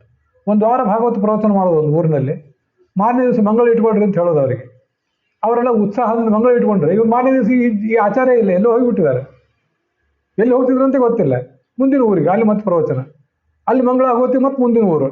ಯಾವ ಮಂಗಳು? ಎಲ್ಲ ಕಡೆಯೂ ಮಂಗಳ ಆದ ದಕ್ಷಿಣ ಈಗೇನು ಕೊಡಬೇಡ್ರಿ, ಕೊನೆ ದಿವಸ ಕೊಡ್ರಿ ಅಂತ ಹೇಳೋದು. ಕೊನೆಗೆ ಆಚಾರ ಇಲ್ಲ. ಇಷ್ಟು ನಿಸ್ಪೃಹರಾಗಿ ಪಾಠ ಪ್ರವಚನ ಮಾಡಿದ್ರೂ ನಮ್ಮ ಋಣ ತೀರೋದಿಲ್ಲ, ನಾವು ಮಾಡಿದ ಸಾಲ ತೀರೋದಿಲ್ಲ. ಆದ್ದರಿಂದ ಏನು ಸಿಗಲಿ ಬಿಡಲಿ, ಇದನ್ನು ಮಾಡ್ತಾ ಇರೋದೇ, ಇದೊಂದು ಕರ್ತವ್ಯ ಅಂತಲೇ ಮಾಡ್ತಿರೋದು. ಇದನ್ನು ತುಂಬ ಅದ್ಭುತವಾದ ಮಾತು. ದೇವತೆಗಳ ಸಾಲವನ್ನು ಯಜ್ಞ ಮಾಡಿ, ಋಷಿಗಳ ಸಾಲವನ್ನು ಅಧ್ಯಯನ ಮಾಡಿ ತೀರಿಸಬೇಕು. ಪಿತೃಗಳ ಸಾಲ ಇದೆ, ಹೇಗೆ ತೀರಿಸ್ಬೇಕು ಅಂದರೆ ಮಕ್ಕಳನ್ನು ಮಾಡಿ, ನಾವು ಮಕ್ಕಳನ್ನು ಮದುವೆ ಮಾಡಿಕೊಂಡು ಮಕ್ಕಳನ್ನು ಹಡಿದು ಸಾಲ ತೀರಿಸ್ಬೇಕು. ಜರತ್ಕಾರ ಅಂತ ಒಬ್ಬನ ಕಥೆ ಹೇಳಿದ್ದೆ. ಆಸ್ತಿಕ ಅಂತ ಯಾವನ ಕಥೆ ನಾವು ಹೇಳ್ತೀವಲ್ಲ, ಸರ್ಪದ ಭಯ ಪರಿಹಾರ ಆಗಲಿ ಅಂತ. ಅವರ ಅಪ್ಪ ಜರತ್ಕಾರು ಅಂತ, ಅವಳ ಅಮ್ಮನೂ ಜರತ್ಕಾರುನೇ, ತಾಯಿ ತಂದೆ ಇಬ್ಬರೂ ಜರತ್ಕಾರು ಅಂತ ಒಂದೇ ಹೆಸರಿನವರು. ಆ ಜರತ್ಕಾರವನ್ನು ಅವನು ಮದುವೆನೇ ಮಾಡ್ಕೊಂಡಿರಲಿಲ್ಲ. ಒಂದ್ಸರಿ ಎಲ್ಲೋ ಓಡಾಡ್ತಿದ್ದ ಕಾಡಿನಲ್ಲಿ, ಯಾವುದೋ ಹಾಳು ಬಾವಿ, ಕಥೆ ಹೇಳಿದ್ದೆ ಅವಾಗ, ಮತ್ತೆ ಸುಮ್ಮನೆ ಇನ್ನೊಂದ್ಸರಿ ಹೇಳ್ತಿದ್ದೇನೆ. ಹಾಳು ಬಾವಿಯಲ್ಲಿ ಒಂದಿಷ್ಟು ಜನ ಜೋತಾಡ್ತಾ ಬಿದ್ದಿದ್ರು, ಕೆಳಮುಖರಾಗಿ ಜೋತಾಡ್ತಿದ್ದಾರೆ, ಒದ್ದಾಡ್ತಿದ್ದಾರೆ ಪಾಪ. ಎಲ್ಲೋ ಮೇಲಿಂದ ನೀರು ತೊಟ್ಟಿಕ್ತಿತ್ತು, ಅದನ್ನೇ ಕುಡಿತಿದ್ದಾರೆ. ಯಾಕ್ರಿ ಇಷ್ಟ ಕಷ್ಟಪಡ್ತಿದ್ದೀರಿ ಅಂತ ಇವನು ಹೋಗಿ ಕೇಳಿದೆ. ನಿಮ್ಮ ಕಷ್ಟ ಪರಿಹಾರಕ್ಕಾಗಿ ನಾನೇನಾದ್ರು ಸಹಾಯ ಮಾಡಲಿ ಅಂತ. ಅವರು ಬೈಲಿಕ್ಕೆ ಶುರು ಮಾಡಿದರು. ಯಾರನ್ನಂದರೆ, ನಮ್ಮ ವಂಶದಲ್ಲಿ ಜರತ್ಕಾರ ಅಂತ ಅಯೋಗ್ಯ ಹುಟ್ಟಿದ್ದಾನೆ, ಮದುವೆ ಮಾಡ್ಕೊಂಡ್ರೆ ಮದುವೆ ಮಾಡ್ಕೋತಿಲ್ಲ, ಅವ್ನಿಗೊಂದು ಸ್ವಲ್ಪ ಎಲ್ಲರೂ ಸಿಕ್ಕರೆ ಬುದ್ಧಿ ಹೇಳ್ರಿ, ನೀವು ಹೋಗಿ, ನೀವು ದೊಡ್ಡ ಋಷಿಗಳಂತೆ ಕಾಣಿಸ್ತೀರಿ, ಅವ್ನಿಗೆ ಹೋಗಿ ಬುದ್ಧಿ ಹೇಳ್ರಿ. ಏನಂದರೆ ಮದುವೆ ಮಾಡ್ಕೊಳ್ಳಿ, ಮದುವೆ ಮಾಡ್ಕೊಂಡು ನಮ್ಮ ವಂಶನ ಒಂದು ಸ್ವಲ್ಪ ಉದ್ಧರಿಸಲಿ ಅಂತ. ಅಯ್ಯೋ ನನ್ನ ತಪ್ಪಾಯಿತು, ನಾನೇ ಆ ಜರತ್ಕಾರು ಅಂತ ಇವನು ಬೇಡ್ಕೊಂಡೆ, ಮದುವೆ ಮಾಡ್ಕೋ ಅಂತ ಹೇಳಿದ್ರು. ಅದಕ್ಕೆಲ್ಲ ಅರ್ಥ ಇದೆ. ಮದುವೆ ಮಾಡ್ಕೊಳ್ಳೋದೇ ಇದ್ರೆ ಸದ್ಗತಿ ಇಲ್ಲ ಅಂತ ಅರ್ಥ ಅಲ್ಲ. ಅದರ ಆ ರಹಸ್ಯಗಳನ್ನು ಆಚಾರ್ಯ ತಾತ್ಪರ್ಯದಿಂದ ಇದನ್ನು ಹೇಳಿದ್ದಾರೆ. ಕೆಲವರಿಗೆ ಮದುವೆ ಮಾಡ್ಕೊಂಡೇ ಸದ್ಗತಿ ಅಂತ ಇರ್ತದೆ, ಕೆಲವರಿಗೆ ಮದುವೆ ಮಾಡ್ಕೊಳ್ಳದೆ ಹೋದ್ರೂ ಬ್ರಹ್ಮಚಾರಿಗಳಾಗಿದ್ರೂ ಸದ್ಗತಿ ಆಗೋದಿದೆ. ಮಕ್ಕಳಿಲ್ಲ ಅನ್ನೋ ಕಾರಣದಿಂದ ಯಾರಿಗೂ ಸದ್ಗತಿ ಆಗೋದಿಲ್ಲ ಅಂತಿಲ್ಲ, ಹಾಗೆ ಭ್ರಮೆ ಇಟ್ಕೋಬಾರದು. ಗಂಡು ಮಕ್ಕಳೇ ಆಗ್ಬೇಕಂತ ಅನ್ನೋದಂತೂ ಇನ್ನೂ ಭ್ರಮೆ. ಮಕ್ಕಳೇ ಆಗ್ಬೇಕು ಅಂತಿಲ್ಲ. ಸದ್ಗತಿ ಸಿಗೋದು ಯಾರಿಂದ, ಯಾವುದರಿಂದ? ನಾವು ಮಾಡುವ ಸತ್ಕರ್ಮಗಳಿಂದ, ಜ್ಞಾನದಿಂದ. ಮಕ್ಕಳನ್ನು 10 ಮಕ್ಕಳನ್ನ ಹುಡುದ್ರೆ ಸದ್ಗತಿ ಆಗ್ತದೆ? ಮೂರ್ಖರಾಗಿ ಮಕ್ಕಳು ಹುಟ್ಟಿದ್ರೆ ಅಂಥವ್ರು ಸದ್ಗತಿ ಆಗೋದಿಲ್ಲ, ದುರ್ಗತಿನೇ ಆದಿತ್ತು ಅಷ್ಟೇ. ಆದ್ದರಿಂದ ಮಕ್ಕಳಾಗದೆ ಹೋದರೆ ಸದ್ಗತಿ ಆಗೋದಿಲ್ಲ, ಪಿತೃಗಳು ನರಕದಲ್ಲಿ ಬೀಳ್ತಾರೆ ಅನ್ನೋ ಮಾತಿಗೆ ಒಂದು ಸೀಮಿತವಾದ ಅರ್ಥ ಇದೆ. ಆದರೆ ಅರ್ಥವೇ ಮಹತ್ವದ್ದಿದೆ. ನಮ್ಮಂಥವರೆಲ್ಲ ನಾವು ಮಕ್ಕಳನ್ನು ಪಡೆದೇ ಹೋದ್ರೂ ಹಾಗೆ ಕರ್ಮದಿಂದಲೇ ಜ್ಞಾನದಿಂದಲೇ ಸದ್ಗತಿಯನ್ನು ಪಡ್ಕೊಂಡ್ಬಿಡ್ತೀವಿ, ನಮ್ಮ ಹಿಂದಿನವ್ರಿಗೂ ಸದ್ಗತಿ ಕೊಡ್ತೀವಿ ಅಂತ ಅನ್ನುವಂತಿಲ್ಲ. ಯಾಕೆಂದರೆ ಕಲಿಕಾಲ ಸರಿ ಇಲ್ಲ. ಇದು ಯಾವ ಜಾತಿಯೇ ಆಗಲಿ, ಯಾವ ವರ್ಗವೇ ಆಗಲಿ, ಗಂಡಾಗಲಿ ಹೆಣ್ಣಾಗಲಿ ಮದುವೆ ಮಾಡ್ಕೋಬೇಕು. ಕಾಲ ಸರಿ ಇಲ್ಲ. ಇಲ್ಲಿ ಹಿಂದಿನ ಜನ್ಮದಲ್ಲಿ ಬ್ರಹ್ಮಚಾರಿಯಾಗಿದ್ದಕ್ಕೆ ಅವಕಾಶ ಇತ್ತು, ಯಾಕಂದರೆ ಜನನೂ ಸರಿ ಇದ್ದರು, ಗಂಡು ಹೆಣ್ಣು ಎಲ್ಲರೂ ಸರಿ ಇದ್ದರು. ಇವ್ರು ಯಾರೂ ಸರಿ ಇಲ್ಲ, ನಾವು ಸರಿ ಇಲ್ಲ, ಇನ್ನು ಸಮಾಜವೂ ಸರಿ ಇಲ್ಲ. ಅದು ನಮ್ಮನ್ನು ಯಾವಾಗ ಹಾಳು ಮಾಡಲಿ ಅಂತ ಕಾದಿರ್ತದೆ. ಅದಕ್ಕೆ ಬೇಕಾದಷ್ಟೇ ಎಲ್ಲ ಈ ಥರದ ವರ್ಣರಂಜಿತ ವಾತಾವರಣ ಬೇರೆ. ಒಂದು ನಾವೇನಾರು ಭಾರಿ ಸುಭಗರಿದ್ದೇವೆ, ನಾವು ಯಾವಾಗ ಕಾಲು ಜಾರಿ ಬೀಳಲಿ ಅಂತ ಕಾಯ್ತಾ ಕೂತಿದ್ದೇವೆ. ಸಂಧ್ಯಾ ವಂದನೆ ಮಾಡೋದಕ್ಕಿಂತ, ದೇವ್ರ ಪೂಜೆ ಮಾಡೋದಕ್ಕಿಂತ ವ್ಯಭಿಚಾರ ಮಾಡಲಿಕ್ಕೆ ಅವಕಾಶವನ್ನು ಹುಡುಕ್ತಾ ಇರ್ತೀವಿ ನಾವೆಲ್ಲ. ಆದ್ದರಿಂದ ಮದುವೆ ಮಾಡಿಕೊಂಡು ತೆಪ್ಪಗೆ ನಿಮ್ಮ ಆಶ್ರಮದಲ್ಲಿ ಇರ್ರಿ ಅಂತ ಶಾಸ್ತ್ರ ಹೇಳಿದೆ. ಹಾಗೊಂದು ಮಾಡ್ಕೊಳ್ಳೋದೇ ಹೋದರೆ ದುರ್ಗತಿ ಆಗ್ತದೆ ಅಂತ ಅದರ ತಾತ್ಪರ್ಯ. ಆದ್ದರಿಂದ ಪುತ್ರ ಸಂಪಾದನೆ ಆದರೆ ಆ ಪಿತೃಗಳ ಋಣ ತೀರ್ತದಂತ. ಹೀಗೆ ಪಿತೃ ಋಣ ತೀರಿಸಬೇಕು ಅಂತ ಅವ್ರು ಹೇಳಿದರು. ನೋಡು, ಇಷ್ಟೆಲ್ಲ ತೀರಿಸಿ ಮುಂದೆ ಸನ್ಯಾಸಿ ಆಗಬೇಕು. ನಿಂದೇನಪ್ಪ, ನಿನಗೆ ಸ್ವಯಂ ಕೃಷ್ಣನೇ ಮಗನಾಗಿ ಹುಟ್ಟಿದೆ, ಪಿತೃ ಋಣವೂ ತೀರಿತು, ಬೇಕಾಷ್ಟು ಅಧ್ಯಯನ ನೀನು ಮಾಡಿದ್ದಿ, ಯಜ್ಞನೂ ಮಾಡಿದ್ದಿ. ಇಲ್ಲೇ ಯಜ್ಞ ಮಾಡಿದ್ದ ಇದೇ ವಸುದೇವ. ತುಂಬ ಸುಂದರವಾದ ಮಾತದು. ಅದಕ್ಕಾಗಿ ಭಾಗವತ ವಿವರವಾಗಿ ಕೇಳಲಿಕ್ಕೆ ಕೂತಾಗ ಮಾತ್ರ ಇವೆಲ್ಲ ಶ್ಲೋಕ ಹೊರಗೆ ಬರ್ತವೆ. ಅವಸರದಿಂದ ಕೇಳಲಿಕ್ಕೆ ಕೂತ್ರೆ ಈ ಮಾತುಗಳು ಹೊರಗೆ ಬರೋದೇ ಇಲ್ಲ. ಇಷ್ಟು ವಿವರವಾಗಿ ಕೇಳಲಿಕ್ಕೆ ಕೂತ್ರೂ ಎಲ್ಲವನ್ನೂ ಇಲ್ಲಿ ಹೇಳಿಲ್ಲ, ನಾವು ಕೇಳಿಲ್ಲ ಅನ್ನೋದು ಗಮನದಲ್ಲಿರಬೇಕು. ಎಲ್ಲವನ್ನೂ ನಾವಾಗಿಯೇ ಓದುವ, ಅದನ್ನು ಗಮನಕ್ಕೆ ತಂದುಕೊಳ್ಳುವ ಪ್ರಯತ್ನವನ್ನು ಮಾಡಬೇಕು. 48 ದಿವಸದಲ್ಲಿ ಎಲ್ಲ ನಾವು ಹೇಳಲೂ ಇಲ್ಲ, ನೀವೆಲ್ಲ ಕೇಳಲೂ ಇಲ್ಲ. ಇನ್ನೂ ಹೇಳಬೇಕಾದ ಭಾಳ ಇದೆ, ಕೇಳಬೇಕಾದ ಭಾಳ ಇದೆ. ಭಾಗವತವನ್ನೇನಾದರೂ ಒಂದೊಂದು ಶ್ಲೋಕ ಕೇಳಬೇಕು ಅಂತ ಕೂತ್ರೆ ಇದು ಪ್ರತಿನಿತ್ಯ ಒಂದು ಅರ್ಧ ಗಂಟೆ ಅಂತ ಹೇಳಿದರೆ ಒಂದು 4-5 ಸಾವಿರ ದಿವಸ ಬೇಕು. 4-5 ಸಾವಿರ ದಿವಸ ಅಂದರೆ ಒಂದು ವರ್ಷಕ್ಕೊಂದು 300 ದಿವಸ ಅಂತ, 365 ದಿವಸ ಆದರೆ 10-20 ವರ್ಷ ಕೇಳಿದರೆ ಎಲ್ಲ ಶ್ಲೋಕವನ್ನು ಕೇಳಿದಂತ ಆಗ್ತದೆ. ಹೀಗೆ ಅದಿರಲಿ, 10-20 ವರ್ಷ ಆ ಕಡೆ ಇರಲಿ, ಅಲ್ಲಿರುವ ಆಳ ಅಗಲಗಳನ್ನು ಕೇಳದೆ ಹೋದರೂ ಪ್ರತಿ ಶ್ಲೋಕವನ್ನು ಓದಿ ಅರ್ಥ ಹೇಳಬೇಕಂದ್ರೂ 1 ವರ್ಷ ಆದರೂ ಬೇಕು. ಪ್ರತಿನಿತ್ಯ 1 ಗಂಟೆ ಅಂತ ಮಾಡಿದರೆ 48 ಗಂಟೆ ಅನ್ನೋದು ಸುಮ್ಮನೆ ನಿತ್ಯ ಭಾಳ ಮಂಡಲ ಸೇವೆ ಮಾಡ್ತಿದ್ದೀವಿ ಅಂತ ನಾವು ಹೇಳಿದ್ದೇ ಬಂತು, ನೀವು ಕೇಳಿದ್ದೇ ಬಂತು ಅಷ್ಟೆ. ಹಾಗಂತ ಹೇಳಿ 1 ವಾರ ಮಾಡುವ ಭಾಗವತ ಸೇವಾಕ್ಕಿಂತ 15 ದಿವಸ ಮಾಡುವ ಭಾಗವತ ಸೇವಾಕ್ಕಿಂತ ಇದು ಒಳ್ಳೆಯದೇ. ವಿವರವಾಗಿ ಕೇಳಿದ್ದೀವಿ, ಪ್ರಯತ್ನ ಮಾಡಿದ್ದೀವಿ, ಭಾರಿ ಸಂತೋಷ ಆಗಿಬಿಡ್ತು. ಹಂಗಾರೆ ಯಜ್ಞ ಮಾಡಿಸ್ರಿ ಅಂತ ವಸುದೇವ.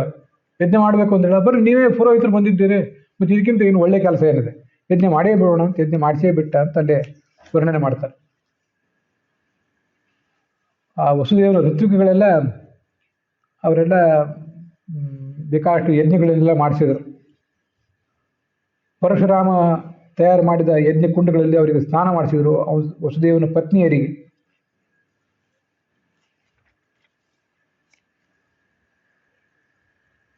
ಅವನು ಕೊನೆಗೆ ಹೇಳಿದ್ನಂತೆ, ಎಲ್ಲ ಬಂಧುಗಳೆಲ್ಲ ಪರಸ್ಪರ ಇಷ್ಟು ದಿವಸ ಇದ್ದರು, ಊಟವೂ ಆಯಿತು, ಯಜ್ಞವೂ ಆಯಿತು, ಪ್ರವಚನವೂ ಆಯಿತು.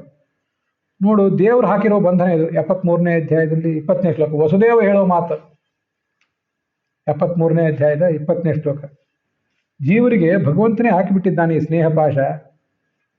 ದೇವತೆಗಳಿಗೂ ಬಿಡ್ಲಿಕ್ಕೆ ಸಾಧ್ಯ ಇಲ್ಲ, ಮನುಷ್ಯರಿಗೂ ಬಿಡ್ಲಿಕ್ಕೆ ಸಾಧ್ಯ ಇಲ್ಲ. ಏನು ಮಾಡೋದಿದೆ? ಇಷ್ಟೆಲ್ಲ ಪ್ರೀತಿ ಕೊಟ್ಟಿದ್ದೀರಿ ನೀವೆಲ್ಲ, ಬಂಧುಗಳು, ಬೀಗರು, ಹೆಣ್ಣಿನ ಸಂಬಂಧದ ಬೀಗರಾದವರು ಕೆಲವರು, ಏನಾರ ಆ ಥರದ್ದೆಲ್ಲ ನಡೆದಿದೆ.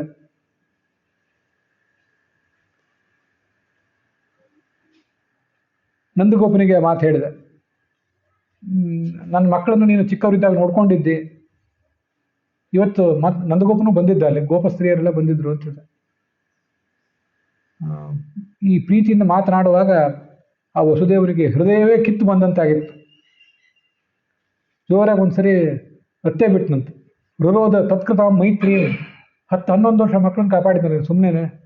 ಅದಾದ್ಮೇಲೆ ಮತ್ತೆ ಕಳಿಸಿಕೊಟ್ನಲ್ಲ, ನಮ್ಮ ಮಕ್ಕಳು ನಮ್ಮ ಹತ್ರನೇ ಇರಲಿ ಅಂತಿದ್ದಿದ್ರೆ 11 ವರ್ಷ ನೋಡ್ಲಿಕ್ಕೆ ಮಾತ್ರ ನಾವು ಬೇಕಾ? ಮುಂದೆ ದೊಡ್ಡವರಾದ್ಮೇಲೆ ಅವ್ರ ಮದುವೆ ಮಾಡ್ಲಿಕ್ಕೆ ನೀವ ಅಂತ ಕಳಿಸ್ಕೊಡದೆ ಹೋಗಿದ್ರೆ? ಕಳಿಸಿ ಕೊಟ್ನಲ್ಲ, ಇನ್ನೇನಿದೆ? ಸ್ವಲ್ಪ ನಾಳೆ ಹೋಗ್ರಿ ಅಂತಂದು. ನಂದಗೋಪ ನಾಳೆ ಹೋಗ್ತೀನಂತೆ.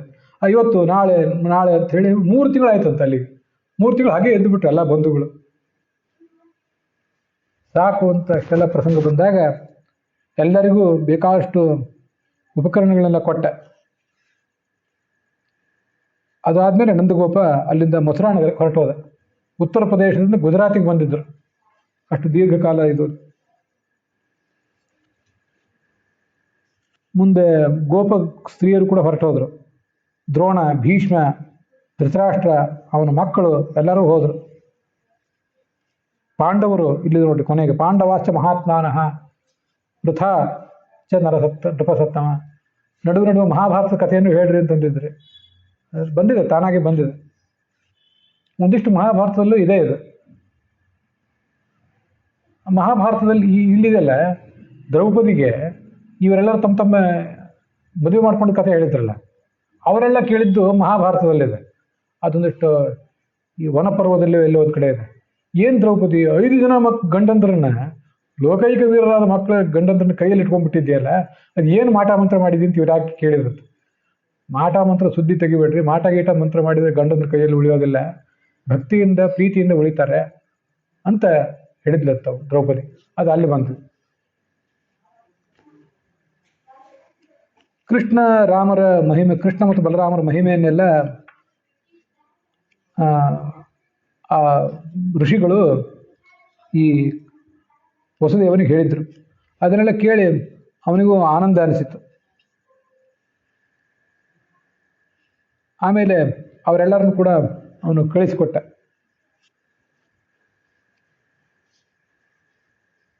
ಮುಂದೆ ಆ ಎಲ್ಲ ಯುದ್ಧ ಇತ್ಯಾದಿಗಳೆಲ್ಲ ಮುಗಿದ ಮೇಲೆ,